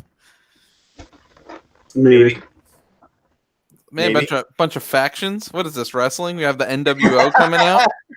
Yeah, bam, bam, bam, bam, bam, bam, bam, bam, bam, bam, bam. You know what? Cool thing though. Actually, I saw somebody mention this and all that that I didn't know either as well. So Sam's kind of like army buddy, right? I forgot his name was. Oh yeah, he's gonna take over the Falcon mantle. Okay, so you know how he gets, you know, like the wings John Walker rips the wings off, and then he leaves the wing, and like he was you left your wings, so you guys keep them. So they're saying in the comic books he actually takes over the man that becomes Falcon, and then Sam, of course, becomes Captain America, which I feel like in the end of the episode when he opens the box, that's going to be his Captain America suit. Yeah. So, with the whole, you know, red, white, blue, the shield, the mask, and I'm hoping he has vibranium wings because that would be dope. I didn't know if he's gonna continue to be or he's just gonna be the Captain America mantle, because I think Falcon. I don't think I don't think he will have wings. I don't think he will just have like the suit, this shield and the suit. Yeah. Oh, okay. He drops the wings when he becomes Captain. I believe so, and then like the other guy becomes the Falcon. You know what I'm saying? Gotcha. So I think that's what's gonna happen. So it's gonna be like a Black Panther suit with the shield. Yeah, probably vibranium suit. I can see that happening, being a vibranium, so it makes sense too. You know, so he can actually have fight against John Walker. Yes, you know, he doesn't have to be like straight up like, okay, I'm just a person who can throw a shield. You know, so I guess at least some sort of. So I think that's gonna happen. Also, did you guys notice? What? Go ahead. Go ahead. Okay, so did you guys notice in the training montage with Sam with the shield? Yes. Did you notice that there was room to his left when he was running?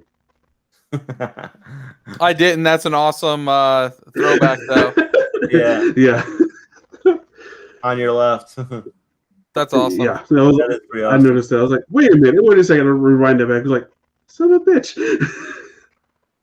But go ahead, Pete. What were you going to say? So no, I was going to say in the end, of course, you see what's going to lead to the final battle, I guess.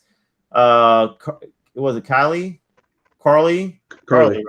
Carly and the Flag Smashers. Definitely more showing their villainous side by teaming up with Batroc or George St. Pierre's character, who's pretty much a terrorist. Yeah. And I kind of like it too. One of her guys was saying, "Oh, he's a criminal." It's like, we're kind of like that too now. We're actually criminals now, you know. So, and they're going after the United Nations and all that stuff. So I think that's going to be the big battle in the end. So. And also, I feel like this episode also revealed that Sharon Carter is a power broker, because it seems like she is. They definitely. I think it's a swerve. I don't know, man. I don't know how you can swerve that, Ant. I think that was. I think she is, but I've also heard people make a case for Isaiah Bradley as well. Whoa. That'd be interesting. Whoa, that'll be pretty awesome, actually, if he is. That'd be interesting for sure. Yeah, it'll make sense too with his character. It'll make sense with his character. Holy crap! Yeah. But do you think that's why he has he's living in that house and that, you know, kind of like trying to keep it like low like that? No, watching the episode, no, because the fact of like the conversation he had with Sam. But then seeing the video that I saw on TikTok of another guy explaining some things, I was like, you know what? You probably are onto something. That'd be an awesome swerve because it makes sense though. How did they get the serum? Through his bloodline, through his blood. And that's made to create a serum because of that. So that makes sense. He could be the power broker. Wow. That would be pretty cool. That'd be pretty cool. That would be intense. I think it'll be cool and impactful though. Because he's getting back at the government or the people who wronged him and all that. He's trying to get back at them. Makes sense why he's connected with Flag Smashers. And it makes sense. And I think it'll be it might even be a pretty epic fight because, he is a super soldier with him and Sam. So it makes sense, too, that there'll be a much more emotional battle for Sam's part in order to fight him, if that's the case. Yeah. Because, Sam doesn't want to fight him, but he knows he has to in a sense. You know what I'm saying? So that would be pretty cool. Actually, that would be a really cool ending to the story, and I think. And I completely agree.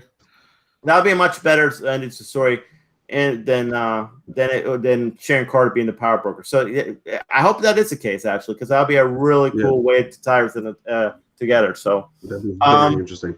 Yeah, I think this episode. No matter what, it's going to leave me wanting more. So yes, which we will get more actually. Yeah, since, they did.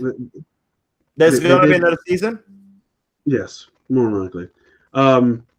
WandaVision's done, but we'll get another season of Falcon and Winter Soldier. And I believe they said Loki as well. Yeah. Well, Loki will get several seasons, right? Well, they didn't say several, but more than one.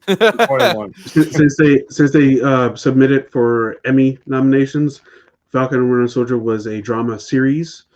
WandaVision got cast as a miniseries? A limited event, I think. Limited event. Yeah. And then literally, like if you go on the title, the last episode title is called the series finale. Gotcha. There you go. And then it makes sense though from like WandaVision to be like that because I don't see how they can go back and do that whole thing over again. It's almost seemed like there's no way she's gonna recreate that whole like world again or do anything like that again. It makes no sense to me.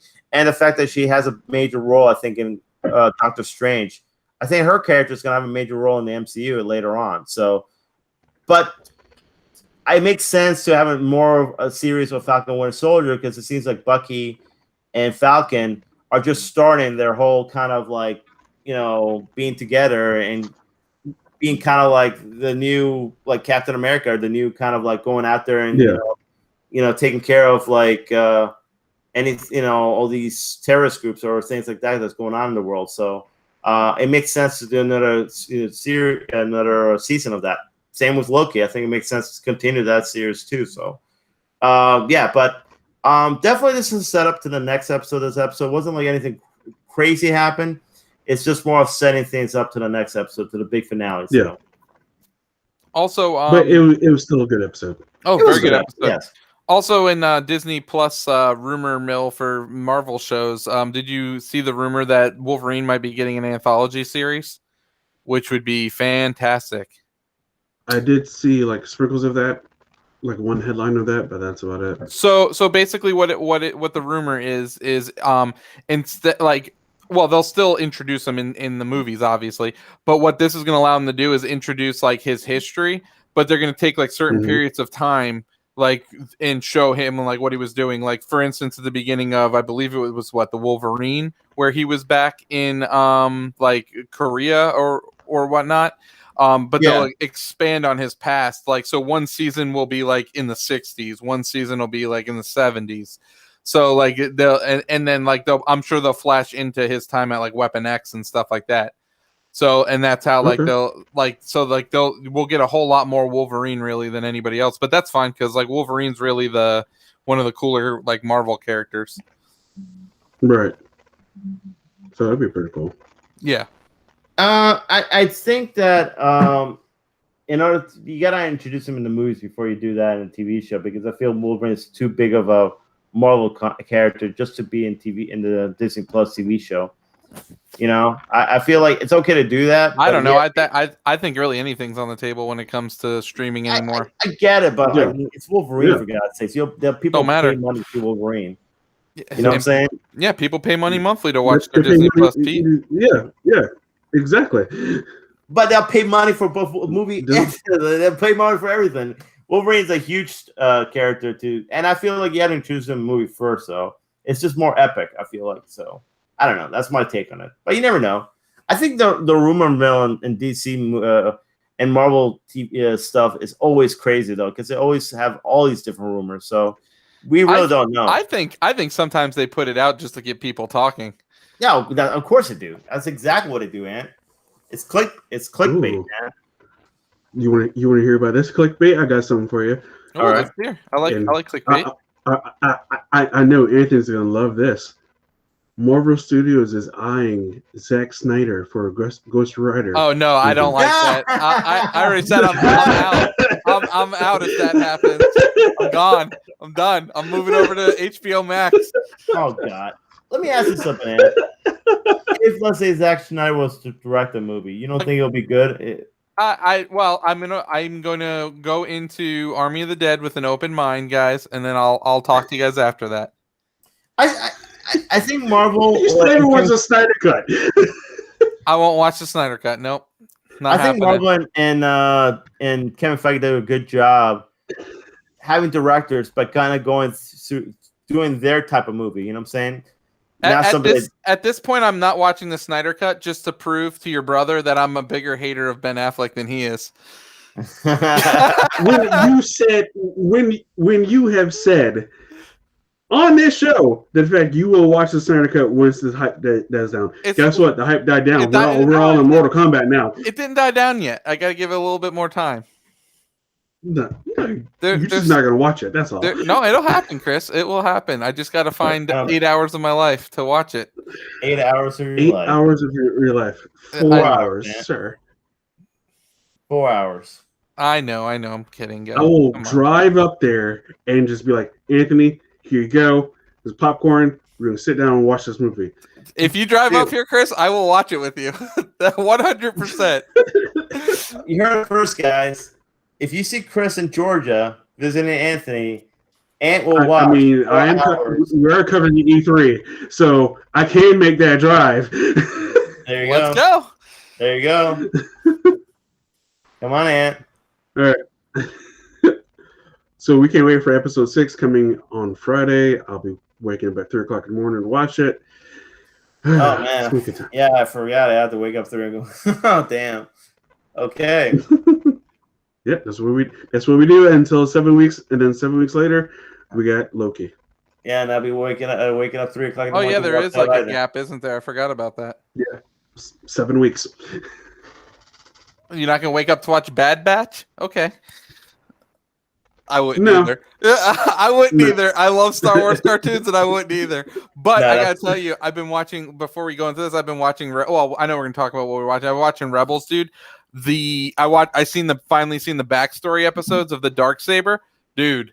Those are like, I even turned to Leah and I'm like, man, like this is like movie quality shit. Like this is good stuff. I feel like Filoni does a great job with that stuff, though, man. He really does. Like, there's some episodes of that show of like the cartoons that I'm just like, man, they could have put this to film and they would have had something. Yep. All right, let's talk Mank, Chris. Since me and you were the only ones that watched it. Sorry, I didn't have time. 19th Mank, directed by David Fincher, wrote by Jack Fincher.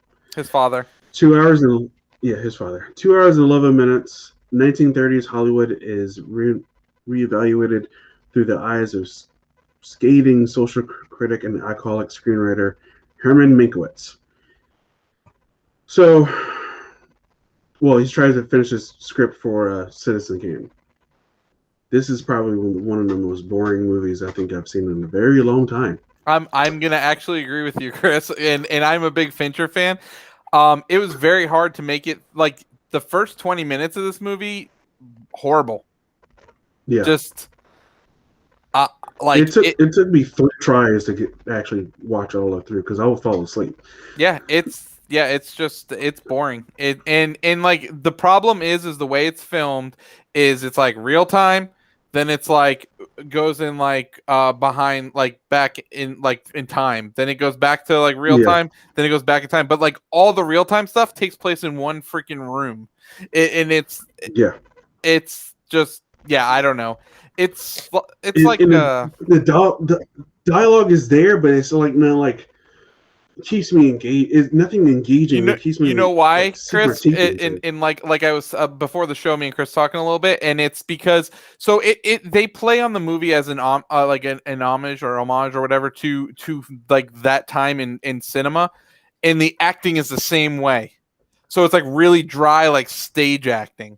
And that's its like really biggest downfall is that it tries to stay within this like range of like 40s film, and I don't know, man. I've seen so many like good like period pieces like with today's type of film and acting that like I wish he would have just did that. Yeah, I don't know. This wasn't.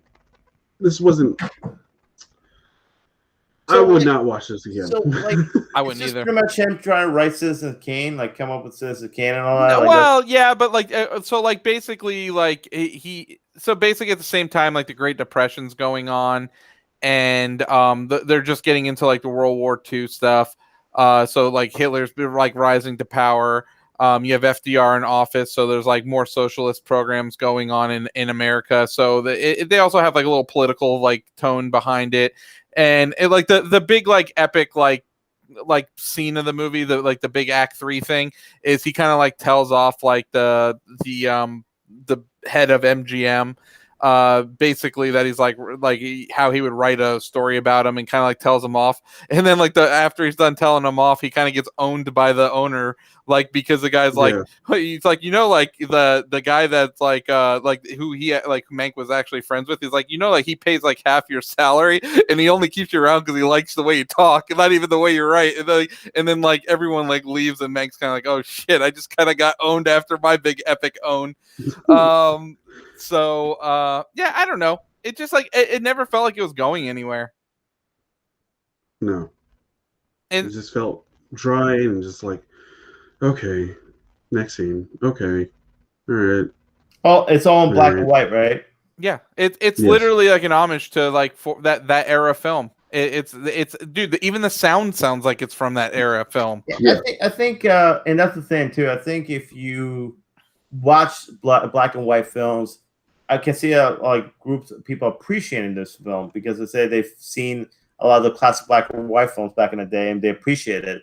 But I think it's different though because, like I said, like I agree, it's hard for our generation or people like even younger to watch a movie like this because they never really watch these films. I can tell you why this film never got greenlighted by a studio and it had to wait to come to a streaming service. Yeah. You could tell because it's a pet project, and Fincher probably only signed his deal with Netflix if he was allowed to make this movie, because really it's honestly this is his basically present to his father who passed away. Yeah, I agree with you. So like this is like kind of his like life's work that he wanted to like give back to his father. Yeah, and that's really the only reason this movie was made. But I mean, Fincher's definitely. Funny though. I'm sorry. So I do say like, because it's a black and white film, but I'm pretty sure you and I know you've seen Raging Bull. And he's seen Raging Bull's excellent, dude. 12 Angry Men is freaking excellent. Oh, you've seen that, right? Yeah, that's the 60s. Yeah, you've seen that already, right? Yes, and that's an excellent movie. So that's a great movie, yeah. Yeah, so I don't know, man. Like I think that I think that and it's not I don't know. I just don't like the way it was filmed, and I didn't like I felt like the plot really never went anywhere. It didn't. I think, I think you hit the nail on the head. And maybe it's just like David Fincher's pet project kind of doing this for his dad. Not something that he rarely do, because you've seen that a lot of his movies are very dark, very And this doesn't have any like Fincher elements in it at all. At all, yeah. Well, and I love Gary Oldman as an actor too, but Oh, he does a good job. I mean, definitely. I mean, he does what he has to do, but it's just not interesting to me. Yeah. All right. Well, definitely, I guess That's- not a movie that should win the Oscars, and I guess we can agree on that. No, and is nominated for 10. Well, sometimes you kind of scratch your head. It's like, why? Like, why does... I think Fincher gets benefit of the doubt at this point. I think that's the reason why.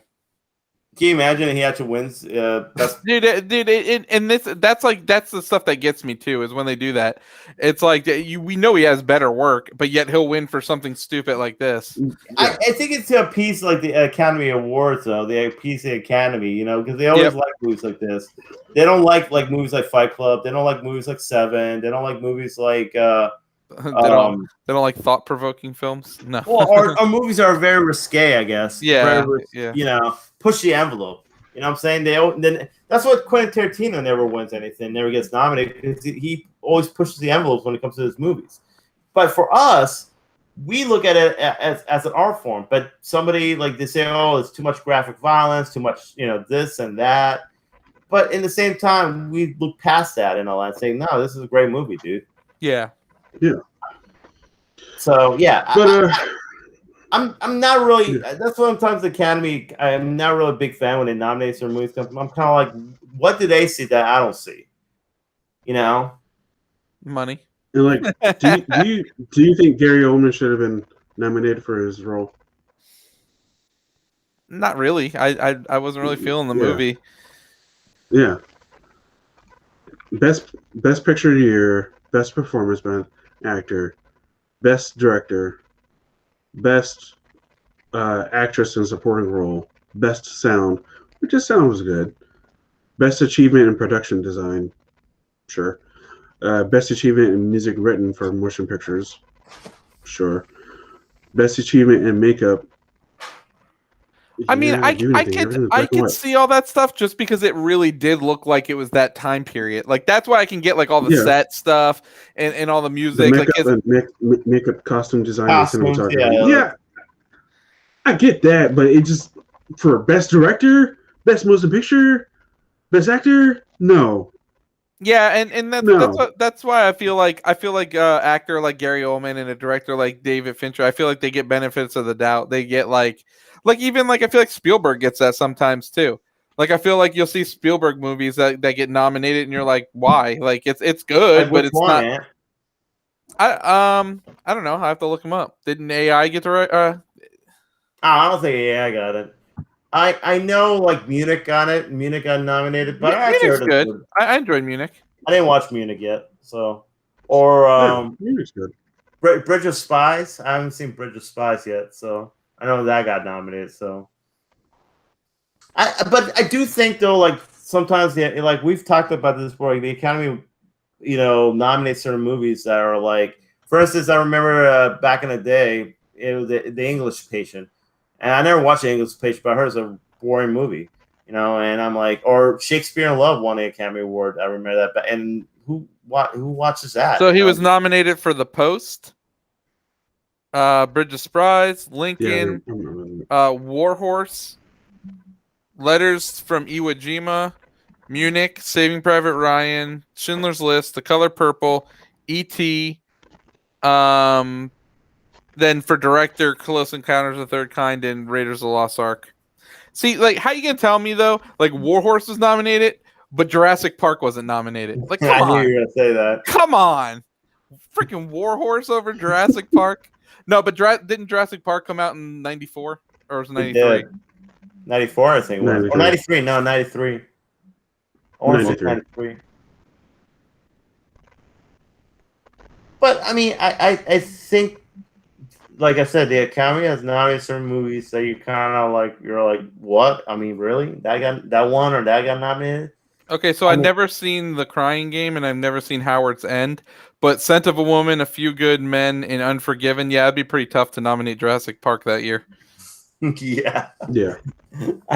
Unforgiven, A Few Good Men, and what? Scent of a Woman. Yeah.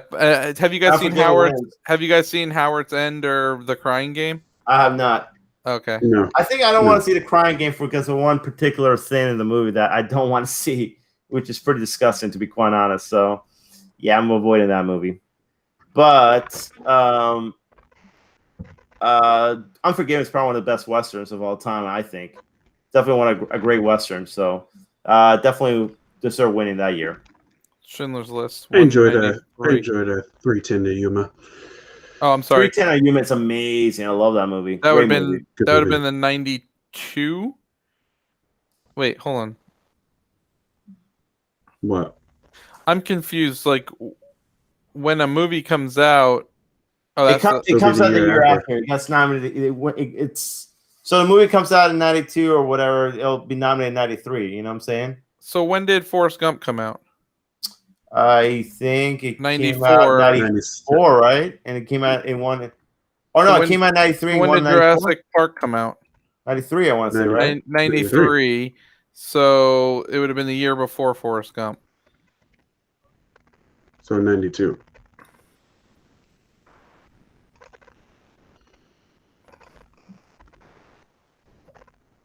Didn't Jurassic Park get any nomination, like special effects? Oh, it had to have gotten special effects. It probably won special effects, for God's sake. That's a little bit ahead of his time. Yeah. So All right, let's see here. IMDb, you are my friend. It won 3 Oscars. Special effects. Best sound, best effects, sound editing, and best visual effects. Yeah, that makes sense. So that would have been okay. So Schindler's List won the year that Jurassic Park would have been nominated. The Fugitive, In the Name of the Father, The Piano, and The Remains of a Day were the other movies nominated that year. Still think Jurassic Park deserved it that year. Yeah, but I still think Jurassic Park could have been up there instead of any of the other 4. Well, same as the other 4? The Remains of a Day, The Piano, In the Name of the Father, and The Fugitive. Fugitive is a good movie, though. Yeah, so is Jurassic Park. Oh, I agree. Here's the thing. What movie are we still talking about to this day? We ain't bringing up on The Fugitive. Hell no, we ain't bringing that shit up. Well, hold on. The Fugitive has been remade into a TV show. So there's that. I don't know, though, man. Jurassic Park's so damn good. Jurassic Park. Yeah? So damn good. Just like the Jurassic World 2. So damn good, huh? Did you forget that? Why you gotta? I didn't forget it. Well, why? Why you gotta do that, man? Why you gotta do that? I didn't forget that about the movie. Top 10 grossing movies of 1993. Number 1, Jurassic Park, $914 million worldwide. Number 2, Mrs. Doubtfire. 3, The Fugitive. 4, Schindler's List. 5, The Firm. 6, Indecent Proposal. 7, Cliffhanger. 8, Sleepless in Seattle. 9, Philadelphia. 10, The Pelican Brief. Pelican Brief's an excellent movie, by the way. Philadelphia didn't get nominated for Academy Award that year? No, I guess not. Wow. Oh, surprising. That's very surprising. Tom Hanks won the best actor that year. That's crazy, though. He won best actor, but his movie wasn't nominated. That's crazy. Okay. He won best actor? Oh, for Philadelphia? Yeah, he won best actor for Philadelphia. Then he won again for Forrest Gump, and then the year after. He went back to back. Ooh. I like that. All right. So we at what we've been watching? Yeah. And the homework is Mortal Kombat. Okay.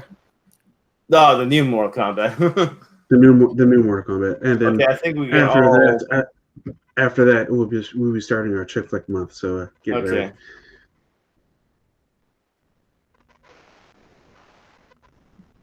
All right. But what have we been watching, gentlemen?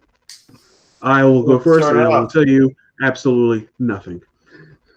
I've been watching Star Wars, Clone Wars, and that's it. I mean, sorry, Rebels, not Clone Wars. How far are you in that, Ant? I am almost done with season 3, so then I'll have season 4 to go before I got 2 weeks before Bad Batch comes out. I want to try to be all caught up on Disney Star Wars cartoons. Very nice. Yep.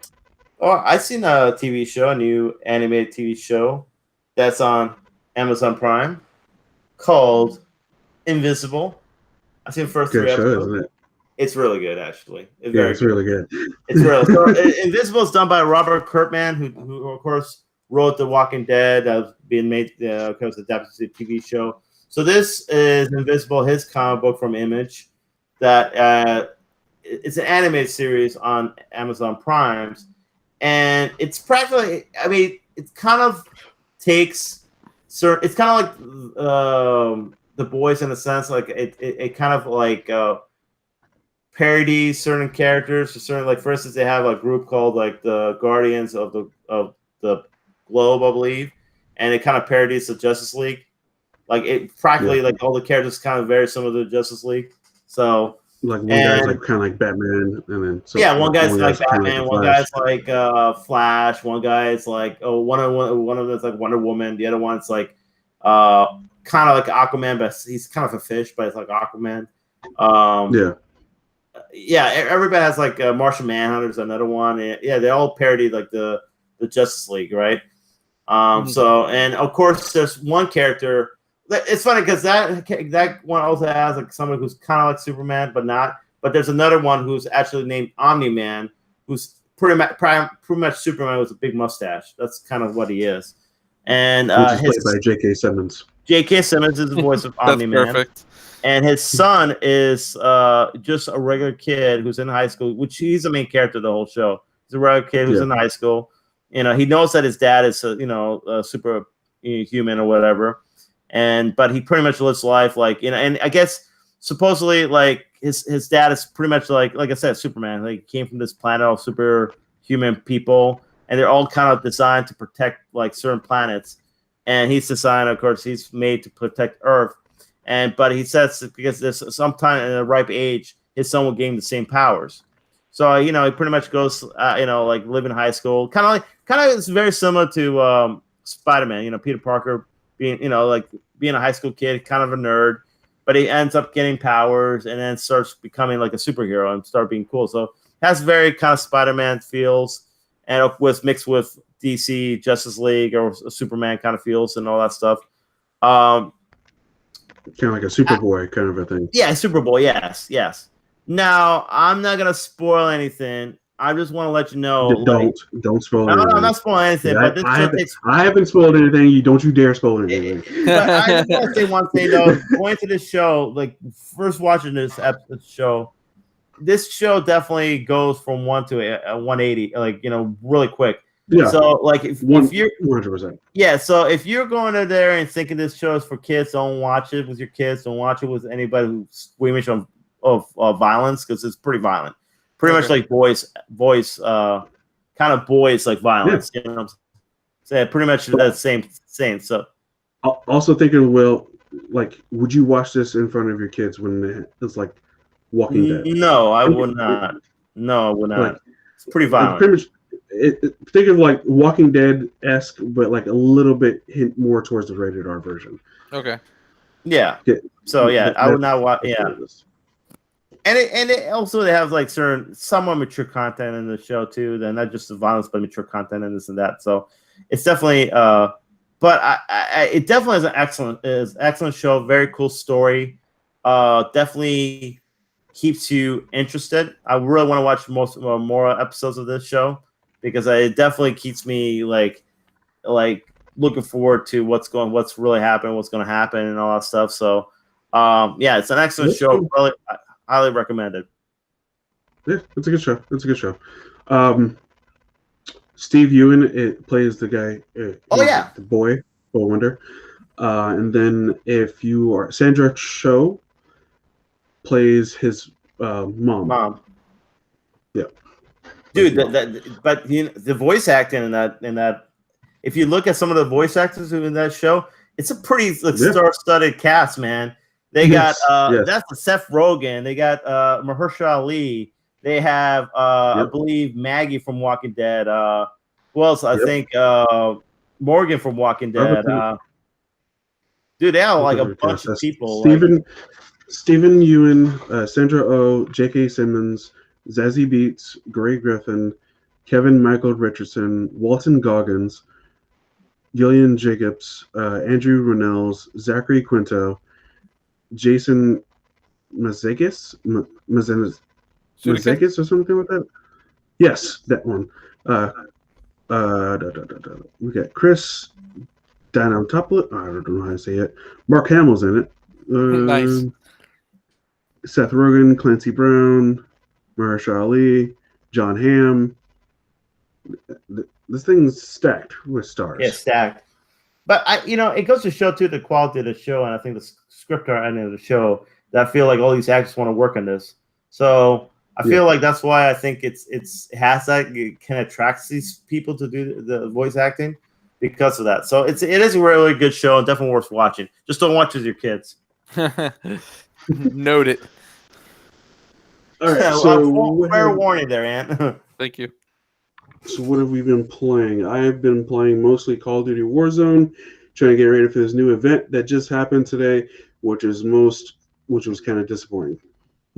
And you've been playing Last of Us, Chris. I've seen you. No, that's actually not me.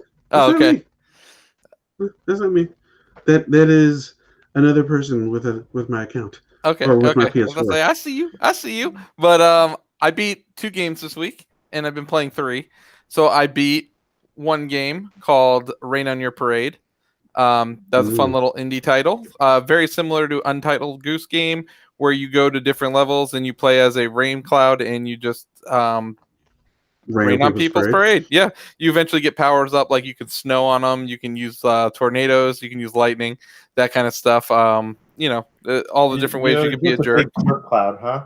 Yep. Then the other game I beat was on the recommendation of the man up there, right there, Mr. What's up? King Black Cherry. Beat Little Nightmares. Nice. Yes. Very good. Me and Avery actually played the game.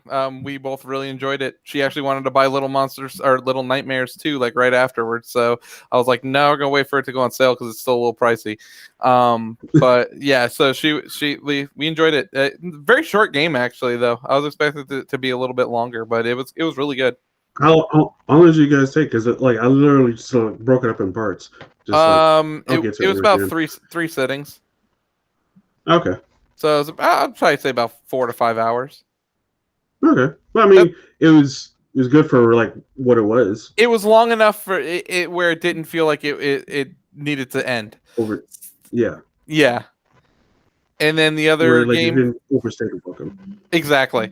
And then the other game I've been playing is MLB The Show. So I've been doing 2 different modes. I've been doing the March to October mode, which is kind of cool. You pick the team you want to play as, and then you play moments in the season. So that way you're not playing full games, 162 full games of baseball. It drops you into moments, and then depending on how well you perform, helps you win or lose games like in between the next moment you play. And then the other, like Madden. Yeah, and then the other. See, you know what's funny about that though is I don't mind playing 16 games of football. Like that's like nothing. Like, but 162 games is like, yeah, it gets long. And then the other mode I was playing is the Road to the Show, where you get to create your character and you start in the minor leagues, and then you got to work your way up to the major league level. And so I've been playing that. I decided to do a 2-way player, so I'm playing the outfield and I'm pitching every 5 days. So to see which one I kind of like better. I like pitching better, but I need to get better at hitting. So, but yeah, it's really good. I'm enjoying it a lot. So, okay. What you been playing, Pete? I think I played a little more. I was playing Retromania, but then also played. I played Pac-Man 99 or whatever. Of course you did. Like, what is it? It's free? I got it for free. Of course you did. A free game. I'll get. Wow, that's great consumer-friendly thing that they did. Yeah, it was fun though. It's not free. You have to be a subscriber to Nintendo Online, but that's fine. Anyway, keep going. Just like you have to be a subscriber to Game Pass. Just like you have to be a subscriber to Game Pass. So yes, it is free, right? No, I never say games are free. I say they're included in my subscription. Well, this game was included in my subscription. Yeah, but that's fine. They'll shut it down just like they did Mario 35 whenever they want. Actually, I think they're gonna keep it on, but it was fun. It's Pac-Man pretty much. It's a Pac-Man game that I think you can be a jerk about, but overall it's fun. Yeah, I don't play too much. I'd probably play it. The Tetris 99 was fun, so I can imagine that. Tetris 99 is a lot. It's addicting, actually. That game. Yeah, it is. That's really addicting. So, but no, that's a fun game. But that's about it. I haven't really played anything else right now. So, And I'm waiting for Returnal to come out next Friday. Did you get in on the Resident Evil demo? Oh, it's for everybody, right? It's for everybody, but I did download it, but I waited too long because literally you have to play it in that day. Yeah. You have to play it's stress tests, basically. Yeah. It like you literally have to play it in that day, and after that you can't play it until like the next time you can play is actually this Friday. Yeah. Which is another demo for something else. And then I think the following Friday, which will be next Friday, is where it's going to be available for all systems. Because right now it's only available for PlayStation. You'll have to let me know your thoughts on the demo when you play it this Friday. It's going to be scary. I'm going to be scared. But you got to do it. You got to do it, Chris. You got to take one for the team. Yeah, take one for the team, Chris, because we won't do it. We're cowards. Yeah, I'll be sure definitely do that. But that's all I have for this evening. You guys have anything else? No, I'm good. I think we're done, man. I don't think I have anything else. Pete needs to run to watch his A-dub, so. Oh, I do. Yeah. Yes. All right, guys. So that's all we have for this. To catch you guys later next week. Reviewing Mortal Kombat, new Mortal Kombat coming on HBO Max this Friday, and we'll see you guys then. All right. Have a good week, guys. Bye-bye.